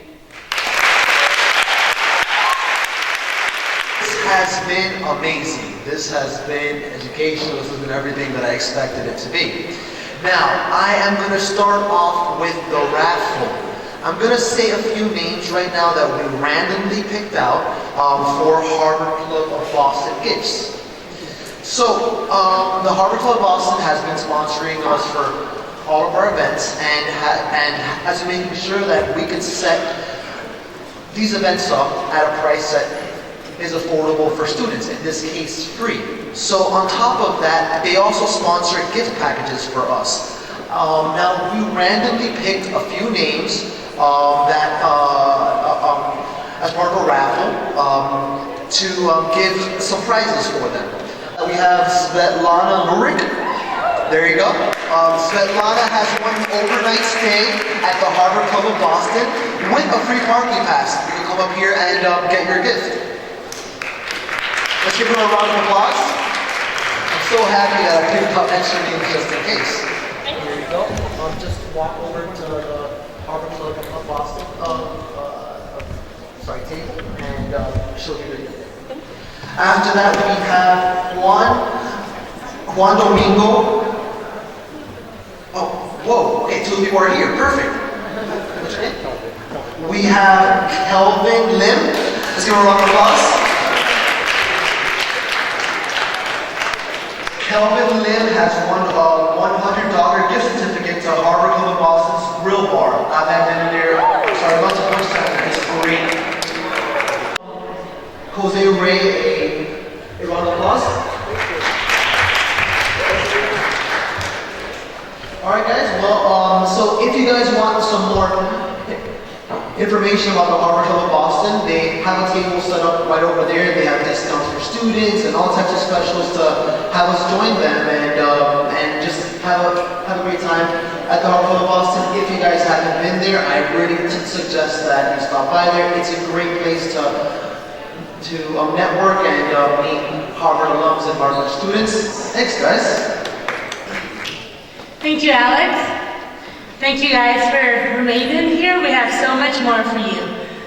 Our next speaker is a source of inspiration for me, and he's the type of researcher that I hope I can be upon graduating from Harvard University. Dr. Tyler Vanderwill is a professor of epidemiology at the Harvard School of Public Health. His methodologic research concerns are about how we distinguish between association and causation in the biomedical and social sciences, and the study of the mechanism by which causal effects arise, including questions of mediation, interaction, and spillover effects. His empirical work has been in the areas of perinatal, psychiatric, and genetic epidemiology, various fields within the social sciences, and the study of religion and health. His research on religion and health has been on assessing the mechanisms by which religion and spirituality affect health outcomes, and on the role of religion and spirituality in end-of-life care and treatment decisions. Please welcome Dr. Tyler Vanderwill as he talks about religion and health, new empirical research. So in my everyday research life, I study cause and effect and try to formalize the principles by which we draw conclusions about causation and how we distinguish it from mere association. There are numerous examples that make clear that causation and association are not the same thing. For instance, there's strong association between ice cream consumption and murder rates. Now, it's probably not the case that ice cream consumption causes murder, but rather both increase during the summer months, during warm weather. So how do we distinguish between association and causation? Well, to make the very complicated story rather short, when we can, we randomize, and otherwise, we try to control for common causes or confounding factors of the supposed cause and supposed effect. And when possible, we also try to collect multiple measurements of each over time to try to work out the temporal ordering of the changes. This evening, I would like to discuss some research on what happens when we try to apply this sort of reasoning to the relationship between religion and health. There's now a fairly substantial body of research suggesting that those who attend religious services live longer. All, of course, do eventually die in the end. But if you fix a follow-up period, if you look at the likelihood of dying in the next 10 years, say, those who attend services once per week are about 20 to 30% less likely to die in the next 10 years than those who do not attend at all. And the effect seems even larger for those who attend even more frequently. Those who attend more than once per week are on average about 30 to 40% less likely to die during follow-up than those who do not. These associations persist when we try to control for common causes, for demographic factors like income or age or gender or race. They persist, though somewhat attenuated, when control is made for various health behaviors. Some of the initial studies on this topic were methodologically fairly weak, but increasingly the methodology and the study designs have become better and better. Recently, in work I've been doing with other researchers at the School of Public Health, we used repeated measurements of both attendance and health over time with some of the best data and some of the best causal inference methods available. We were interested in whether the relationships still persist. This was the strongest study methodologically to date on this topic. And indeed, the relationships did hold up. If anything, the strength of the evidence for a causal relationship was even greater. The relationships have now been replicated in a sufficient number of studies and in a diverse range of populations that they are in fact generally accepted within the research community. There's interest now as to why this relationship is present. Is it social connection and social support? Or does it have to do with lifestyle and behavior, lower smoking rates, for instance? Or does service attendance encourage prayer and meditation, which itself might affect health? Or do hope and belief somehow contribute? Or perhaps does religious involvement increase self-control, self-discipline, which might be important for a wide range of health outcomes? All of these have been proposed as possible mechanisms by which service attendance affects health. The extent of their relative contributions is still an open question, and probably it's some combination of these different explanations. There are perhaps many pathways from religion to health. One rather intriguing aspect of these associations is that it turns out it is frequency of service attendance that most strongly predicts longevity. It is service attendance rather than religious identity or self-assessed spirituality or private spiritual practices which seems to matter most for health. Something about the communal religious experience and participation seems to be important. And it's not just social support. Social support seems to only explain maybe 20 to 30% of the effect. The communal experience does offer social support, but it appears to also offer something more powerful than this as well. Is it a common set of values, a sense of accountability, corporate experience of the transcendent, the divine? Whatever it is, the empirical research suggests that it is something very different and something more powerful for health than simply solitary spirituality. In an era in which many people identify as spiritual but not religious, and in which the term organized religion tends to carry negative connotations, this empirical research and its implications perhaps challenges our preconceptions and maybe suggests that personal spirituality, discarding all organized and communal aspects of religion, may not be an entirely satisfactory way forward. So what are we to make of all of this? Well, different groups might interpret the results differently. Skeptics might still question whether the causal relationship really has been established. Can we ever really be sure about causation? Believers might see the research as some subtle confirmation of their beliefs, but one generally wouldn't recommend or prescribe religion for the purposes of health. People don't generally decide to become religious for health reasons. The decision's made more on the grounds of belief systems of meaning, evidence, upbringing, experiences, relationships, and so on, and so forth. However, for the roughly half of all Americans who do already believe in God but do not regularly attend services, the research on attendance and health perhaps constitutes an invitation back to communal religious life. Something about the communal religious experience and participation seems to matter. Where else today does one find a community with the possibility of a shared moral and spiritual vision, a sense of mutual accountability, wherein the central task of the members is to love and care for one another? The teachings, the relationships, the spiritual practices, over time, week after week, taken together, gradually alters behavior, creates meaning, alleviates loneliness, and shapes a person in ways perhaps too diverse to document. Such things alter health. Thank you. Thank you so much for sticking with us. It's now our pleasure to hear the next speaker, Alan Sayegh. His presentation is on design hybrids. Alan Sayegh is an associate professor in practice of architectural technology at Harvard Graduate School of Design and the director of the Responsive Environment Lab at Harvard GSD. He is a practicing architect, designer, and a technologist. He is the principal of Envivia, an award-winning technology design firm. Sayegh's research and professional practice in design and technology span a period of more than 2 decades, involving projects of varied scales and disciplines with an emphasis on technologically driven design and exploration of media, human perception, and situating technologies in the built environment context. His work is characterized as hybrids of media, architecture, and design, and coming up with innovative spatial human interfaces and responsive environments. Please welcome Alan Sayegh. Thank you. First of all, I would like to thank you for inviting me, and I must speak for all of us that this is one of the best honors to be invited by a student-organized event. I'm interested in digital technologies and human behavior in the built environment.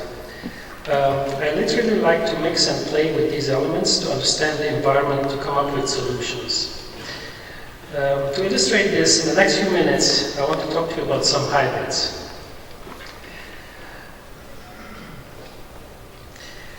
This is a 75-foot cloud over Minneapolis. It is called MIMI. And it senses the collective mood of the city by doing sentiment analysis.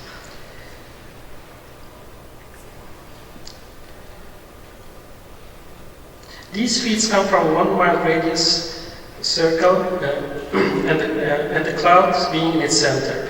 It so happens that it is really to understand the sentiment of a collective mood of the city by analyzing a few thousand phrases. So we created an application and built a cloud that changes color, it mists, and creates a microclimate in reaction to the collective mood of the city. And it is as a nice byproduct, it creates a very vibrant place out of what used to be an unused urban space. This is an urban empathy vortex.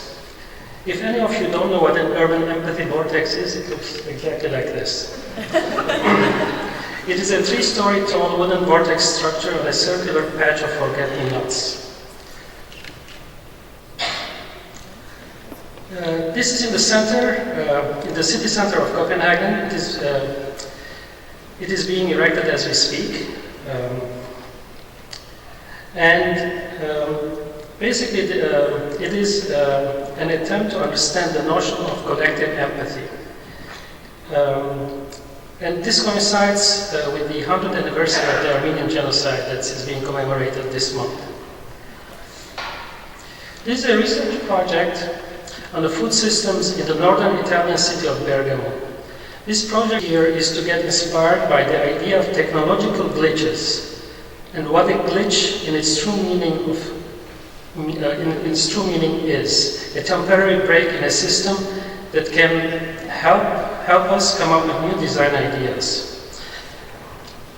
Here are a few GSC students, Graduate School of Design students in Bergamo making ravioli. It is a piece of glass that can change its optical properties and transparencies by growing algae in its transparent channels embedded within the material itself. This is one of the series of architectural material experiments in collaboration with the Live Group at the GSC and the VC Institute.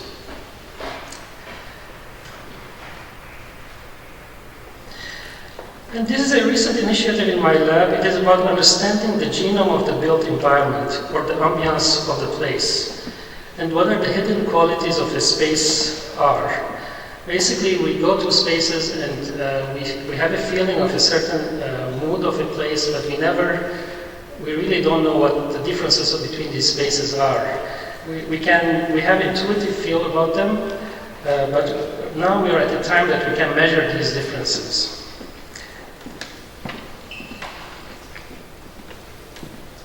And we are using off-the-shelf technologies, such as eye trackers, gaze trackers, portable EEG equipment, and off-the-shelf sensors to measure, to get hard data and more subjective data about these spaces to understand, to come up with new ways to understand a coherent way of explaining the environment.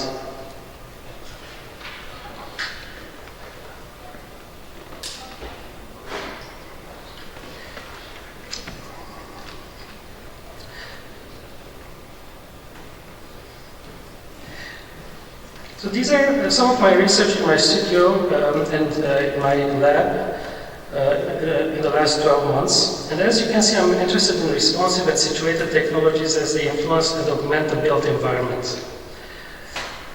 But what does a 75-foot cloud that senses the mood of the city and weeps and coos when it's sad or happy, an urban empathy vortex in the central urban space in Copenhagen and that tries to connect the individual to the masses and understand the notion of collective empathy. A glass that creates an internal shade like growing algae, looking at food systems in the northern Italian city through the lens of glitches, attempt to capture the ambience of the city by experimenting with new design and data-driven methods, all have in common. They are all designed experiences and experiments in and for the physical built environment that we have only become possible because of new digital and information technologies. And most importantly for me, they represent a new form of design hybrids. It is not uncommon for designers to like to be in hybrid states. As a matter of fact, it is very common for designers to put together seemingly incongruent pieces together to come up with new solutions. Good design often emerges out of friction caused by these states. But what's new and exciting is that these hybrid states are very rapidly appearing and becoming their own way of thinking. A few years ago, the engineering and business corporate world embraced the term design thinking for innovation. By the way, no designer talks about design thinking because you either design or you think. Because design is about making things and thinking is about letting your mind go in different places. So design thinking is an oxymoron, but somehow it works because it creates a hybrid of itself. What I showed you are hybrids that cannot happen under one discipline. The more we have digital technologies getting integrated in our daily lives, these types of hybrids are going to become more and more possible and the norm. And as a byproduct of this, an exciting thing is happening as everything becomes a connected and new experiences emerge over the next few years. We will see a blurring of boundaries between established disciplines, designers, architects, technologists, social scientists, economists, engineers, policymakers, and so on. This is your time to think together. You will be able to design the experiences of the future, and the beauty of it all, you will need to think together. You will need to fuse your thoughts together. We already see in the industry the start of the role of hyphenated disciplines, the engineer-designer, but soon we'll have many more hybrid disciplines of this kind, the scientist-designer, the economist-designer, and so on. And also, as your generation, the true interdisciplinarians and hybrid makers become leaders in organizations and increasingly understand the ability of these design hybrids to expose the opportunities and understand and solve complex problems, these new hybrid designers will completely transform traditional way of working and be responsible for exposing and building new solutions, the markets and the cities of the future. And the final thought on my very optimistic view of life, this fusion of technology and design of environment, in addition to bringing disciplines together, this type of hybrid states will be playgrounds for allowing dynamic hierarchical structures in different organizations. Everyone will be able to contribute equally, and hopefully this will be the last missing piece in creating equality of all kinds. Thank you. Our next speaker is a firm believer that children are our future. He has dedicated his life to ensuring that children and youth are given the skills they need to thrive in the 21st century. Professor Fernando Reimers is an expert in the field of global education who studies the relationship between education policy, innovation, leadership, and quality improvement to support children and youth in developing the skills they need to be successful in the 21st century. He is the founding director of the International Education Policy Master's Program at the Harvard Graduate School of Education. This program is focused on the development of innovative leaders. He is a fellow of the International Academy of Education and works with education policymakers in the United States, Asia, Latin America, and the Middle East. He is also a member of the U.S. Commission for UNESCO and of the Massachusetts State Board of Higher Education, and he serves on the boards of various educational organizations, including Room to Read, Teach for All, Global Cities, and the Latin American Scholarship Program for American universities. Please join me in welcoming Professor Reimers as he talks about teaching all children with purpose.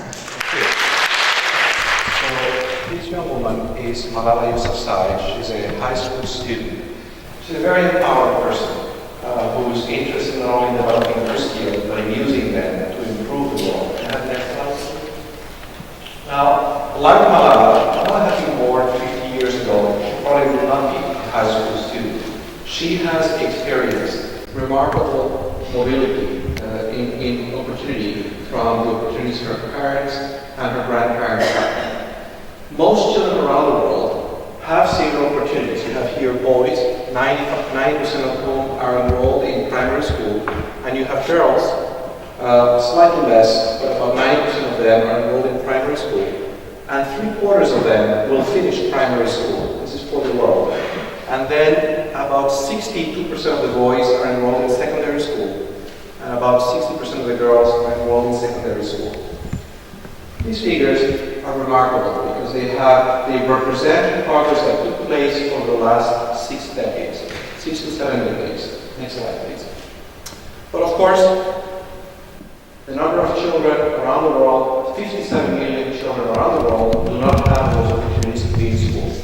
And that's about 57,000 times the number of people left in this room, or almost 3,000 times the number of students at Harvard who are not in school, or 60 times the total number of students in public and private schools in Massachusetts, or 4% more than the total number of students in elementary and secondary school in the United States who do not have the opportunity to go to school. Next slide.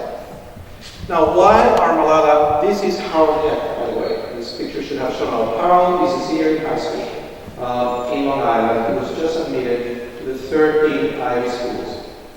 He's an immigrant from Nigeria, as are his parents, and he too experienced remarkable expansion in educational opportunity. Harold aspires to be a neurosurgeon, and among the many educational experiences that empowered him are not only research internships that he did while a high school student, but also doing Model UN, something maybe many of you have done. Next slide, please. So why are they in school? They're in school because these men, 400 years ago, had the presence of mind in the wake of some people burning his house, and within his house, his wife and his 2 kids. And they burned him because they disagreed with his religious beliefs. He asked himself, why do we do these things to one another? And he said, we do that because we don't have a better way to work out our differences. And we should educate everybody so we could have peace in the world. The name of this man was John Amos Khomeini. And he's considered the father of public education, of the idea that everyone should be educated. Now, 400 years ago, we didn't have means to turn this idea into execution. It would take another 200 years for that to happen in some nations in Europe. But for most of the world, it would take this woman, Eleanor Roosevelt, and a number of people working with her drafting what is one of the most remarkable designs of human imagination, the Universal Declaration of Human Rights. One of the articles in which states that education is a basic human right. As a result of including education in that little document, a global movement began 65 years ago that changed the face of the earth. Because 65 years ago, most people around the world did not have the opportunity to set foot in a school, and today they do. 90% were in primary school, 3/4 of them finished primary, 60% were in secondary school. Next slide. And so this global education movement includes a legal or quasi-legal movement. It includes the Declaration of Human Rights, it includes the Convention on the Rights of Children, the creation of a set of institutions such as the UN, UNESCO, UNICEF, a number of convenings where people persuaded, advocated for changes that would bring everybody to school, and a number of mechanisms to transfer experiences and ideas about what works. Next slide, please. Now, this movement has and remains largely focused on three issues: access to school for the 57 million who are still not in school, inequality in terms of the groups of kids who do not have access to school within and between nations, and opportunity to learn basic skills, opportunity to learn how to read, mathematics, in some contexts, science. Those things are very, very important, but I want to argue today that we should be building on that movement to produce a shift in thinking so that education really empowers the kids to invent the future. Next slide. And so I think there is a big difference between leading to promote access to school or to promote schools to do better that which they're intending to do, or even leading from equity. There is a difference between those three forms of leadership and leading for relevance. What do I mean for relevance? I mean equipping students with the skills they will need to function in the world in which they live and will live. Next slide. And so, if you think some of the previous speakers have talked about some of the big challenges that we face. The challenge of coexistence, of being able to see religious difference and other differences as a source of strength, as a source of creativity, to embrace it, and not to hunker down or fear it to the point that we do the same things that those who set Communist House on fire did 4 centuries ago. The challenge of eliminating poverty and reducing the exclusion, the social exclusion and inequality that it creates. The challenge of making sure that we engage with the environment in a way that there is an earth that we can pass down to our children and grandchildren. Next slide. Now, for the last 20-25 years, a number of people in a range of quite independent movements have been dealing with the question of what are the skills that people should have in the 21st century. In this country, that movement began in 1990 when the Department of Labor commissioned a study, the SCATS report, that in the wake of growing technology was going to transform work and civic participation, asked, what should schools teach so that our kids are ready for the jobs of the future and for the forms of political engagement of the future. For most of the world, UNESCO in the mid-1990s asked former chairman of the European Community, Jacques Delors, to organize a series of global consultations on what kind of learning would be necessary for the 21st century. And that movement produced this report, Learning the Treasure Within, which is a wonderful blueprint outline for the skills that children will need in the 21st century, but that remains a vision, an aspirational vision.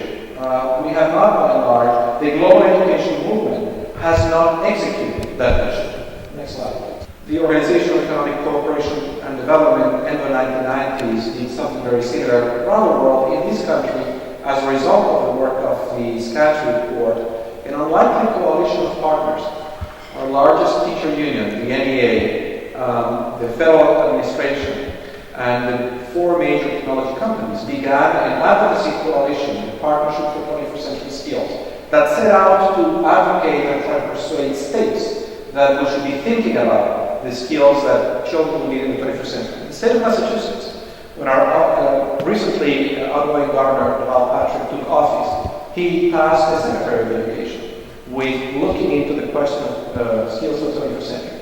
And the Secretary put together a task force that produced a beautiful blueprint that talks about the skills that Massachusetts educational institutions should help all of our high school graduates graduate with. It's a wonderful blueprint, but as with the Delors report, the only problem with it is that very few people have read the document, including people in senior positions in the education department. And by and large, we did not translate that vision into a strategy or implementation plan.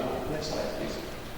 So when I think about skills for the 21st 21st century, these are summarized, and this is drawing from a synthesis report of the National Research Council, on 3 big blocks: cognitive skills, the capacity to work with others and get things done with them, and self-knowledge. Next slide. I'll go very quickly over them, simply to say that we don't need to discover what these skills are.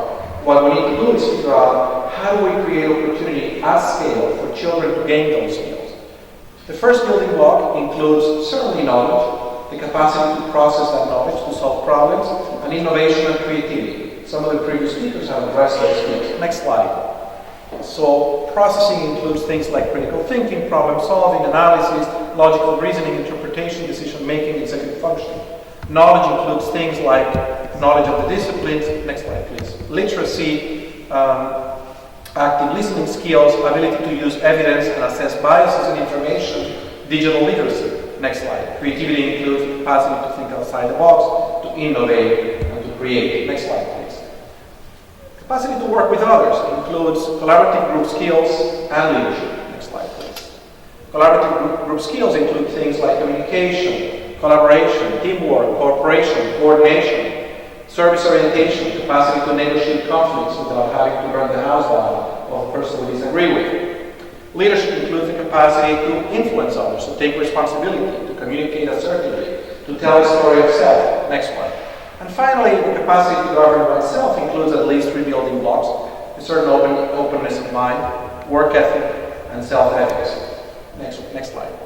Intellectual openness includes things like flexibility, adaptability, personal and social responsibility, intercultural competency, and so on. Work ethic includes, next slide, things like initiative, self-direction, grit, capacity to set goals, to learn from experience. Next slide. Self-efficacy includes things like the capacity to regulate oneself and taking care of physical and mental health. Next slide, please. So the question is, for all these skills, there are programs that do them. And those programs include education in the arts, Model UN, sports, United World Colleges. There are many examples in these countries and others that successfully teach those skills to young people. What we lack are examples of how we do that for all the children.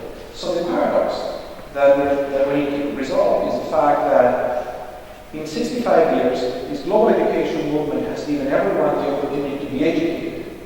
But perhaps there are many skills that empower them, that allow them to do what Harold Peck and Malala Yousafzai can obviously do, which is to take responsibility for their lives and to improve the world in which they live. So how do we do that? Next slide. This is the focus of. We have the opportunity in this very room. Secretary General of the UN announced as his priorities for the post-MDG educational goals 3 goals. Access is an old goal, quality is an old goal, and the development of global citizenship. In this concept, which has everybody going around in circles in the US trying to figure out what does that mean, is an opportunity to seize that concept and say that is what education for environment means. Next slide. I'm leading a research project that is trying to make a contribution to this window of opportunity in front of us. So the Harvard Global Education Initiative. Our goal is to sequence the DNA of how we do 21st century skill at scale. And what we're doing is very simple. It's built on the premise that every problem in the world has been solved by someone somewhere. What we need to do is to study that and figure out the conditions under which it can be replicated. So we're trying to figure out how is it that national systems define the skills that young people need for the 21st century. We're trying to code that and figure out what are the mechanisms and processes that have helped build the capacity to do that. And then we're trying to share this knowledge with as many institutions as we possibly can, fast, so that we can seize this opportunity. We're working at the moment in 6 countries, the United States, Mexico, Chile, Singapore, India, and China. And the very first thing we have done, which is resulted in a book manuscript, a book that will be published at the end of this year, is to examine national standards and curriculum and to answer the question, what is the intended focus of the curriculum in these places? To what extent does it reflect the 21st century skills that I just shared with you a moment ago? And we find very big differences. We find that the small nation state of Singapore, for example, does, in my assessment, one of the most comprehensive views of trying to provide a holistic education to children in this life. And how do they do it? It's summarized here. I don't think that this model is a better blueprint than the one that was produced by the task force in Massachusetts that produced a vision for the 21st century. But even in Massachusetts, very few people have read that report, and some of the members of that commission don't remember what it says. In Singapore, everybody knows this little diagram. And this diagram synthesizes, and by everybody I mean teachers, school principals, people who prepare teachers, people who decide curriculum, policymakers. It's a diagram that synthesizes to them, for the Singaporean people, what is the vision of what a good education is. At the core are core values that define identity. Around them you have competencies that include self-awareness, self-management, social awareness, capacity to manage relationships, and responsible decision-making. And in the outside core you have core literacies, civic literacy, global awareness, cross-cultural skills, critical and inventive thinking, communication, collaboration, and information skills. And outside that, you have what they believe are the pillars of the citizen they want to educate: an active contributor, a self-selected leader, a confident person, a concerned citizen. Next slide. You're right. Once you have clarity on what the outcome is, you can then map backwards and say, how do you prepare teachers and school principals to teach in a way that produces that? And this is a vision. There's nothing as powerful as having a clear idea of what the outcome is and using that to guide effort to prepare teachers and school principals. I don't have the time to share some of what they do. Next slide. I was recently in Dubai attending one of the things, a conference that recognized exemplary teachers. Over the last year, many countries around the world participated in this process to identify good teachers. These were the 10 finalists. 3 of them are teachers in the United States. Nancy Atwell is the winner, teaches in Maine. Naomi Lane is a teacher of sustainability and science in Springfield.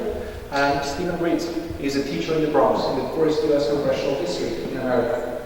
These are teachers who are trying to equip the students with the skills they need to not only respond to their circumstances, but to embrace and to construct a future. I think they remind us that we do have good practice in every country, even in countries where we're not doing that at scale. And we have a great opportunity in identifying these outliers and in trying to decode the process that explain why they can do what they do, to then bring that over to a larger movement, so that we can build on the good work of these people, on the ideas of Comenius, the work of Eleanor Roosevelt, and those that with her built the UN system to educate all children. Next slide. So that we can actually teach all children with purpose. Thank you. Our next performer is a woman of many talents and a dear friend of mine. Danielle Solomon has been singing to anyone who would listen from a young age, but began formal training in 2005 when she joined the St. Catherine Singers, who went on to win the title of BBC Youth Choir of the Year. While studying at Oxford Medical School, Danielle sang with the Queen's College Chapel Choir, Eccleston Chorus, Schola Cantorum of Oxford, and the Christ Church Cathedral Singers. She's currently delighted to be singing with the Harvard University Choir, as well as choral work. Danielle also performs as a soloist. Featured solo performances have included Mozart's Requiem, Fauré's Requiem, Vivaldi's Gloria, and Bach's Magnificat. Danielle is also a keen violinist, pianist, and percussionist. In her spare time, she is studying for a master's in public health at the Harvard T.S. Chan School of Public Health. Please welcome my dear friend, Danielle Solomon.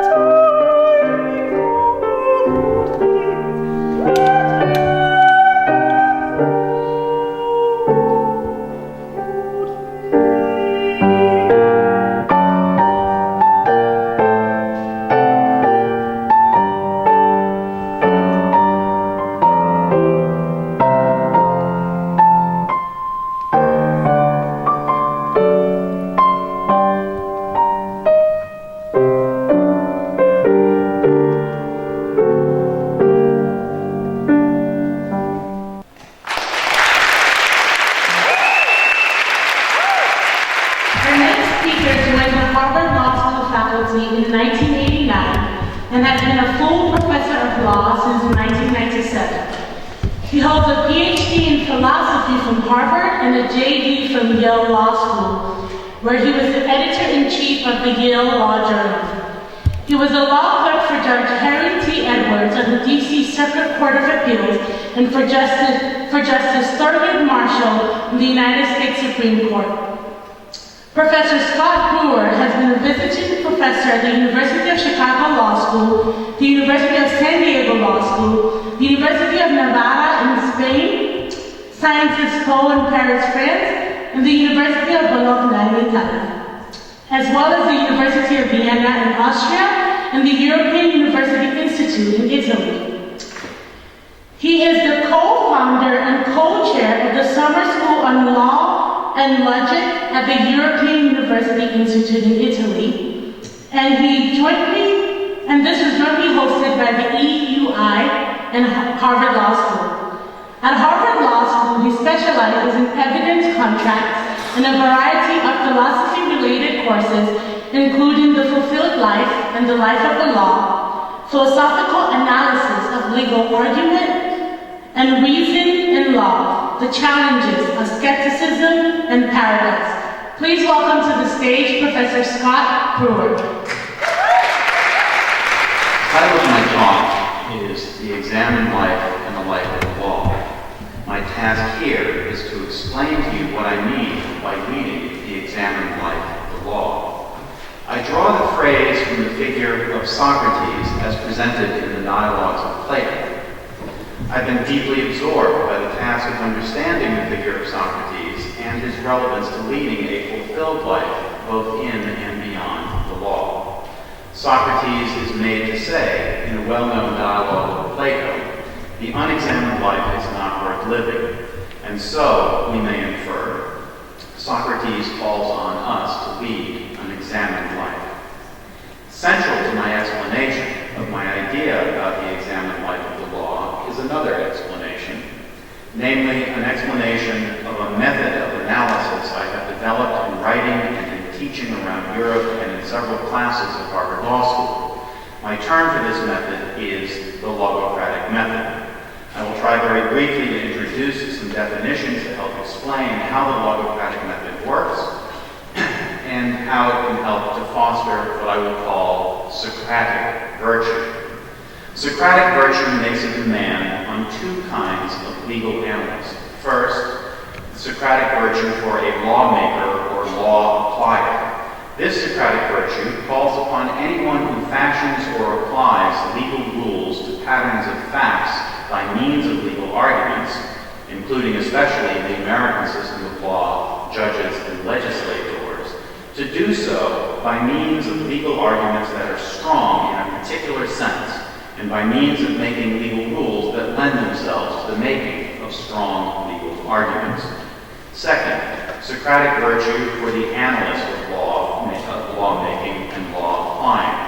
This Socratic virtue calls upon anyone who analyzes patterns of facts into potentially applicable legal rules, whether of actual events or hypothetical events, cogently and accurately to discern the logical structure of legal rules and legal arguments, and to assess the degree of strength of legal arguments in each of the following three measures of strength: epistemic, dialectical, and rhetorical. The term logocratic method. The logocratic method is a method of systematic analysis of the strengths and weaknesses of arguments, including but not limited to legal arguments. I fashioned the term from the ancient Greek terms logos, word or argument, and kratos, strength, as the kratos of the demos is demos kratia, hence the word democracy, so the kratos of logos is logocracy, the state promoted by the logocratic method. Epistemic strength. The discipline of logic is the study of the epistemic warrant that the premises of an argument provide for its conclusion. The epistemic strength of an argument is the degree of support that the premises of the argument provide for its conclusion. That is, if one believes the premises, to what extent should one believe the conclusion of the argument. The term dialectical strength. A dialectic is a competition among arguers.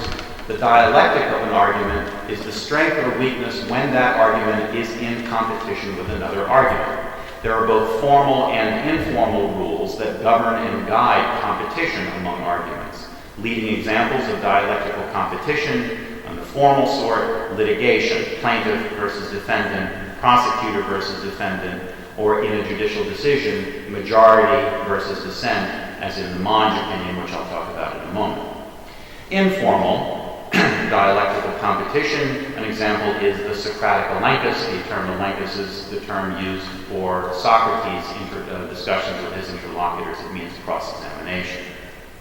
The term rhetorical strength of an argument. Rhetoric is a specific attempt by a rhetor to persuade a target audience to accept a proposition or set of propositions, and so the rhetorical strength of an argument is the degree to which it persuades a targeted audience to believe either the conclusion of the argument or the inference from the premises of the argument to its conclusion. Olga Monge and her lawsuit for breach of contract.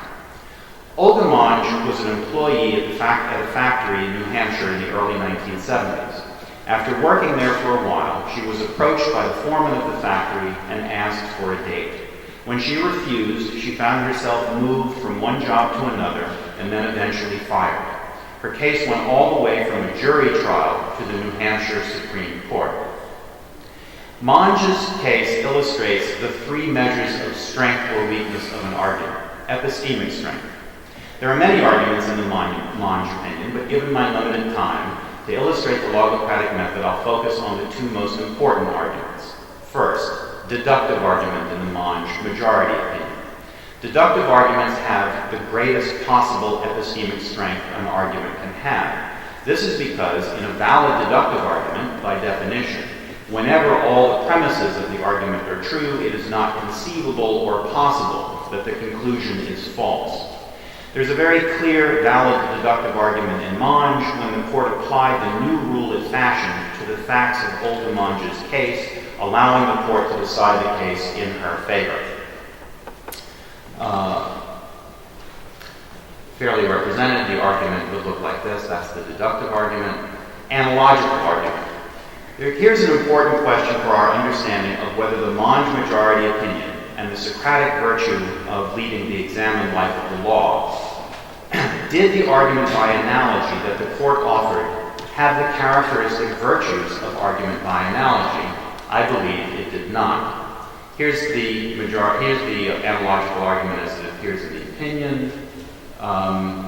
My assessment of the central failure of epistemic virtue in Monge is this. All analogical arguments require work by identifying patterns of similarity and difference between the sources of the analogy and the targets of the analogy. A rule is always required to be a part of an argument by analogy, and that rule explains the patterns of similarity and difference that the argument by analogy identifies and endorses. The Monge majority was very unclear about the rule for changing precedents that they were articulating and applying. The rule they seemed to have endorsed would be enormously destabilizing for the large and important domain of employment law in New Hampshire. The analysis I've just given is about epistemic strength, but very quickly let me say the other two types of strength. Dialectical strength is also observable in the Monge opinion. The dialectical competition of the plaintiff, Olga Monge, versus the B.B. Rubber Company. Her argument was that all of the facts that transpired between her and the company amounted to breach of contract. Their competing argument was that it did not. Similarly, there's a competition between the majority opinion in the Monge case and the dissent. The majority siding with her, the dissent siding with the company. The rhetorical strength is the final of the three types of strength, and it is very clearly on display in the Monge opinion, in the majority opinion. We're told all of these facts about Olga Monge, that before coming to the United States in 1964, she was a school teacher in Costa Rica, that she came to New Hampshire in 1965, that she attended college from 7 to 10 o'clock 5 nights a week to qualify to teach here, that she used money she earned from her employment with the defendant on the night shift beginning at 11 o'clock for her college expenses. Was the judge making a special law for immigrant mothers from Costa Rica who go to college and work in factories? Obviously not. The Monge majority offers these details to advance the rhetorical goal of showing that Olga Monge is a person of virtue whose treatment by the iron hand of employment at will, the previous rule before this court changed it, is inconsistent with desirable public policy. In this way, the court seeks to justify to its target audiences what the court knew was a substantial change of the law of employment at will. Likely, its target audiences included the New Hampshire legislature, a later panel of the Supreme Court itself, and more generally, the polity of New Hampshire, and perhaps even the polities of other jurisdictions. There are other aspects of the rhetorical appeal of this argument, but in conclusion, in offering these quick analyses, I myself attempt to live up to the Socratic virtue of the analyst of lawmaking and law applying, while at the same time trying to offer you a cogent and accurate assessment of how well the justices in the case lived up to the Socratic virtue of the legal rule maker and legal rule applier. In this way, I will have given you an example of what it is to lead or fail to lead the examined life. So now welcome to stage Dr. Ann Lusk. Dr. Ann Lusk has devoted her career to creating a world that embraces the bike and anyone who rides one. She started as a practitioner building a nationally recognized community bike path.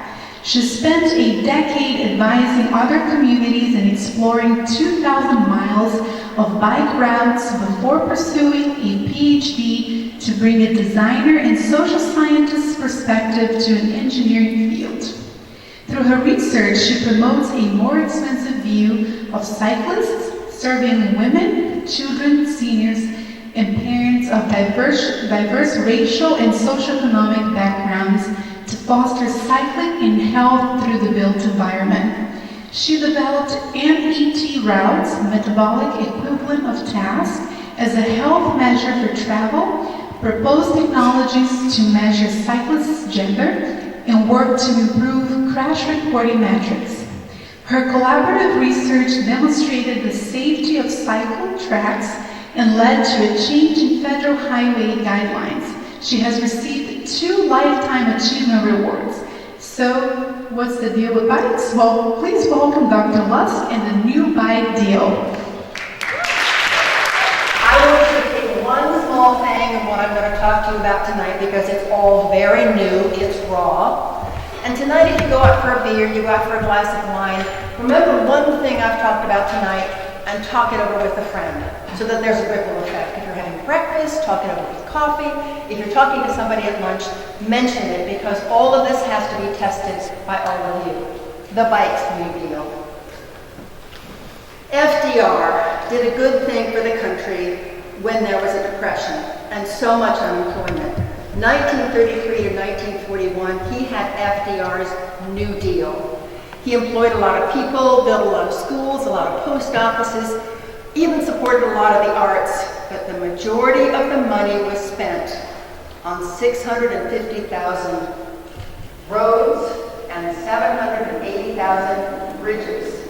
He was building a very necessary transportation system for the country.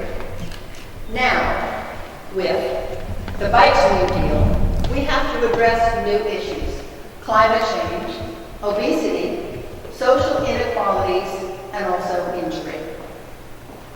The bike's New Deal was very auto-centric, and at the time it served purposes, but right now it's a raw deal for the bikes. The bike's New Deal is going to be bike-centric. So I want you to think completely differently. Put the bike first. Put the bike before everything else. Bike first, and imagine a world where the bike does come first. The bike's New Deal has 6 themes. Again, this is very brand new. Rider, technologies, the route, destination, the car, we're still going to have the car, and building certifications. Let's look at 5 of the ideas under the themes. A climate change cycle track, a bike bus, safe routes to play, bicycle destinations, and bike green lead rewards. Climate change cycle tracks. It's a brand new way to address climate change and could be very responsive both for mitigation and adaptation. First of all, wide cycle tracks. I call them date-night cycle tracks or social cycle tracks. A parent can bicycle beside a child, a date beside a date, a friend beside a friend. You get to walk side by side on the sidewalk. You get to be side by side on the bus or mess or the cars. Why can't we have bicyclists bike side by side? It's not as if bicyclists don't have any friends, and they have to be one behind the other and shout to the other. So side by side bicycling on wide cycle tracks. Solar lighting. Power goes out. Katrina, Sandy, Fukushima, power goes out. So think always of adaptation when that power is gone because there is a weather disaster. Now you might think, oh gosh, she's got shaded trees and canopies and she's going to put solar lighting in. Put the solar lighting up on the rooftops of the adjacent buildings and that power then comes down and lights the cycle track. One key thing about this solar lighting, it's not going to make you look green and ghoulish.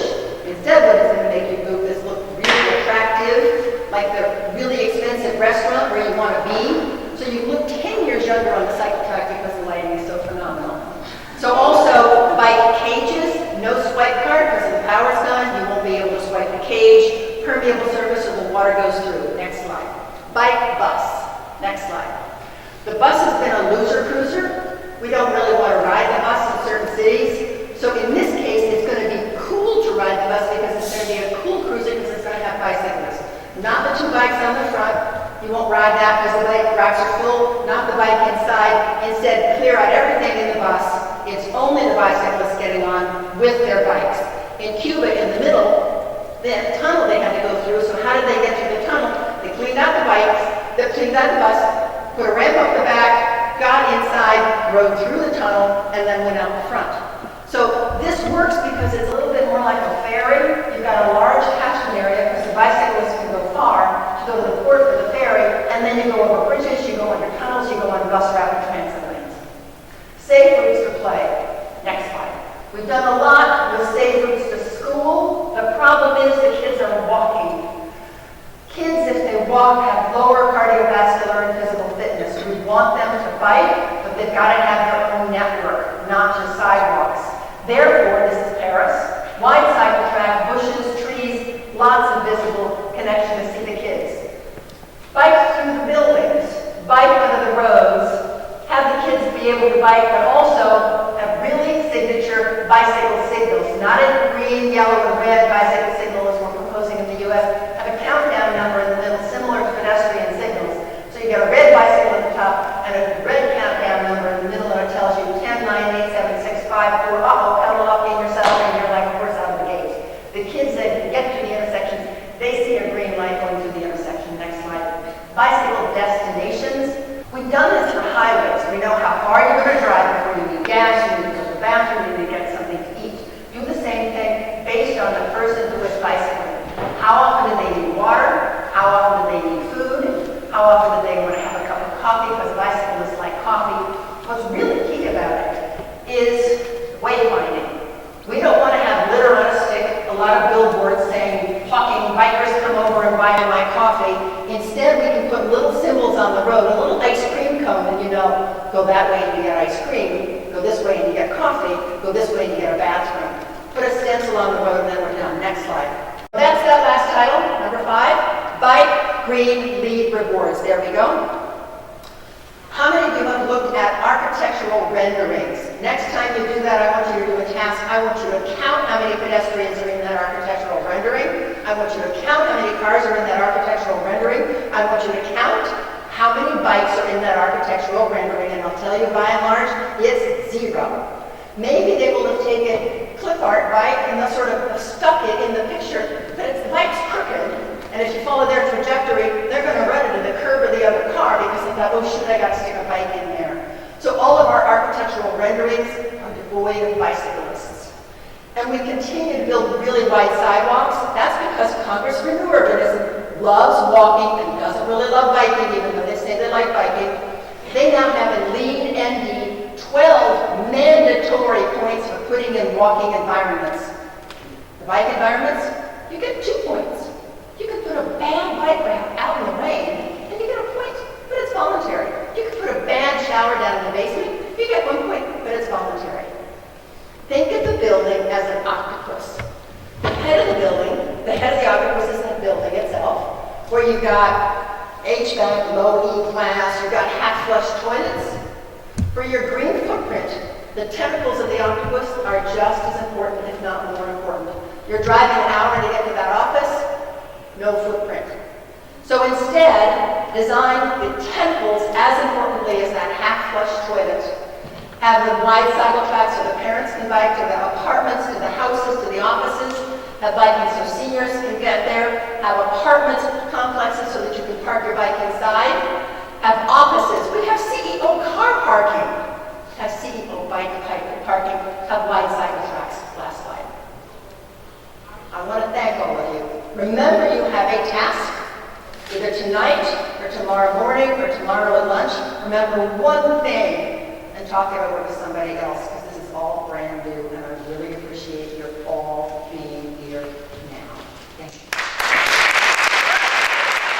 Professor Sergio Imparato is one of the most popular of all nominees. This is the second time he has been nominated, and by far, amazingly in numbers of selection, over 30 nominations. So I'm glad he stayed over, and it's my pleasure to introduce to you Sergio Imparato. Sergio Imparato is an instructor at the Harvard Extension School and a teaching assistant at the Harvard Department of Government. His research interest includes U.S. foreign policy, international relations theory, executive power and classical philosophy. He is the author of Sovereign President, Presidential Leadership in the Unipolar Era. This is his, once again, second consecutive nomination for the Harvard Lectures, the last. He will be presenting on Hesitant Goliath, a brief history and critique of American exceptionalism.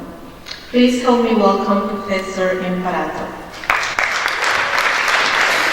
Tonight I will draw a brief history and critique of American exceptionalism, in particular American exceptionalism in U.S. foreign policy. And to do so, I will define exceptionalism as a narrative that portrays the United States as qualitatively, normatively, and historically different from other nations. Now, I argue that this narrative can be based upon 3 different images of exceptionalism. If you want, 3 traits of exceptionalism. The first one is what scholars call the city upon a hill image, that sets America as an example for other nations. The second one is the so-called missionary image, that sets a political purpose for the United States in international arena, a mission. The third one is what I call the hesitant Goliath, or America as a self-restraining hegemon. I'll get there in a second, but first let's ask ourselves, why am I talking about exceptionalism? It's kind of a controversial topic. There are 2 reasons why I believe we still need to study such a controversial topic. First, if you take a quick look at the books published in IR in the past 10 years, there is at least a dozen titles on American exceptionalism. Second, if you have ever experienced the presidential debate, you will know that any candidate to the White House needs to express a strong belief in the fact that America is somewhat exceptional. And so there's a resilience of this concept in both the political and academic debates. On the other side, I believe that it is important to study exceptionalism because exceptionalism is about how America perceives itself, and it's also about how others perceive America's role in the world. And given the position of the United States in the current international system, a position of dominance, understanding these perceptions of America's role will help us understand the practice of international politics in the near future. So let's get to our images.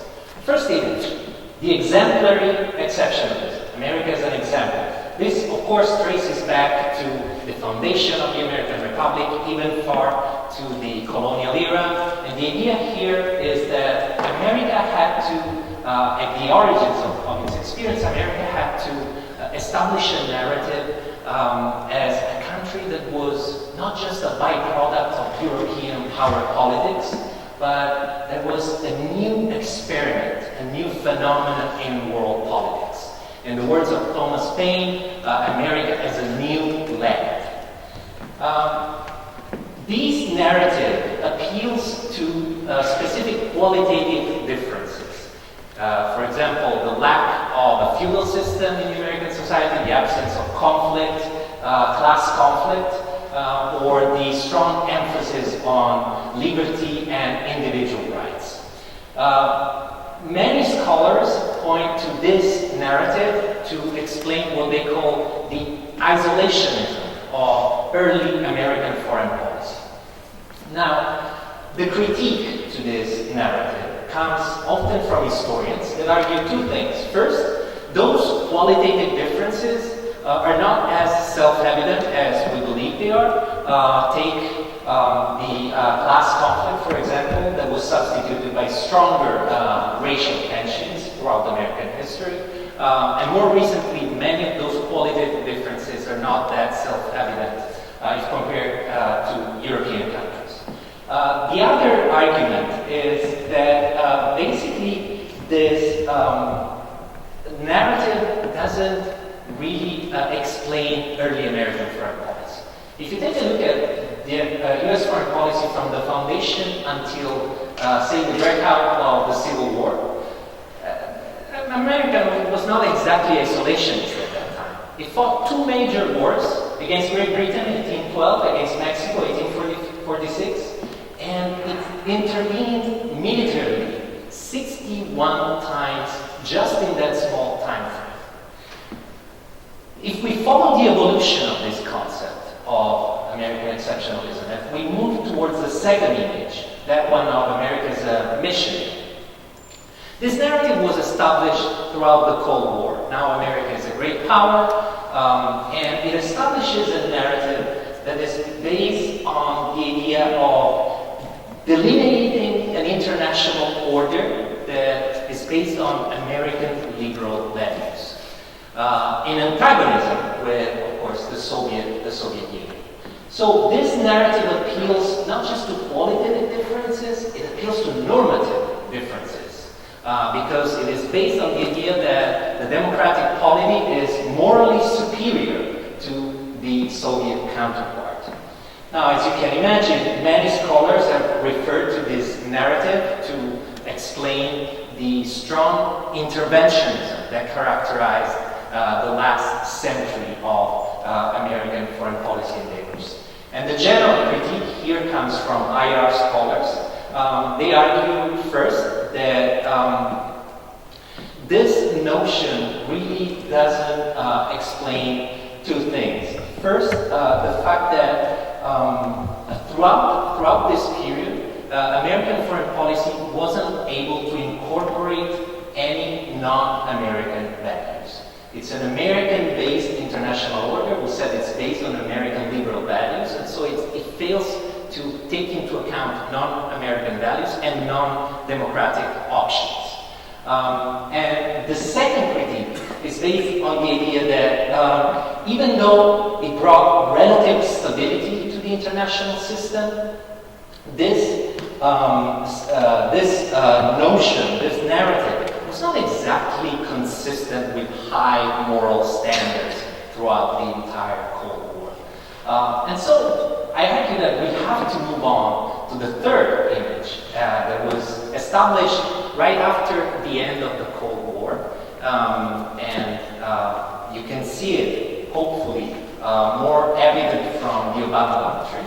And I argue that this purpose not just to reestablish the American international order, but to rethink it, to readapt it, and to make it so that it includes those non-American values, that it engages non-democratic countries, and basically that it appeals not anymore on qualitative or normative differences, but on historical differences. Why history? Well, America in this case is not exceptional because it's superior to other countries. It is exceptional because it's different from countries from the past.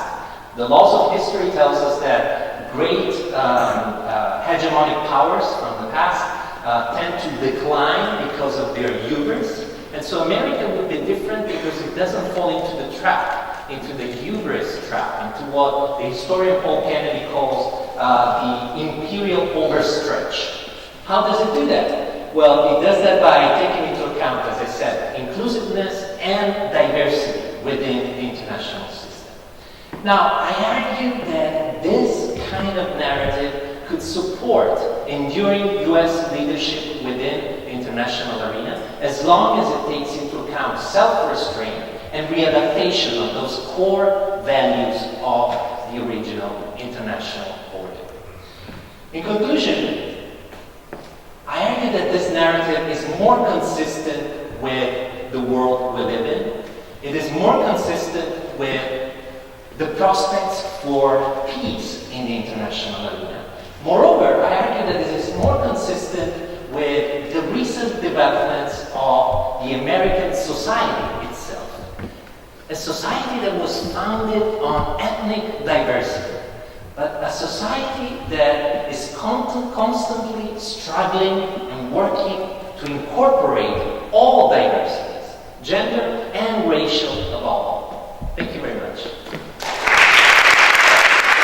Thank you very much. In closing, I would like to not only give back a round of applause to all of our speakers to start with. Thank you so very much for your hard work and everything you did. I am absolutely convinced that this was lectures that will last.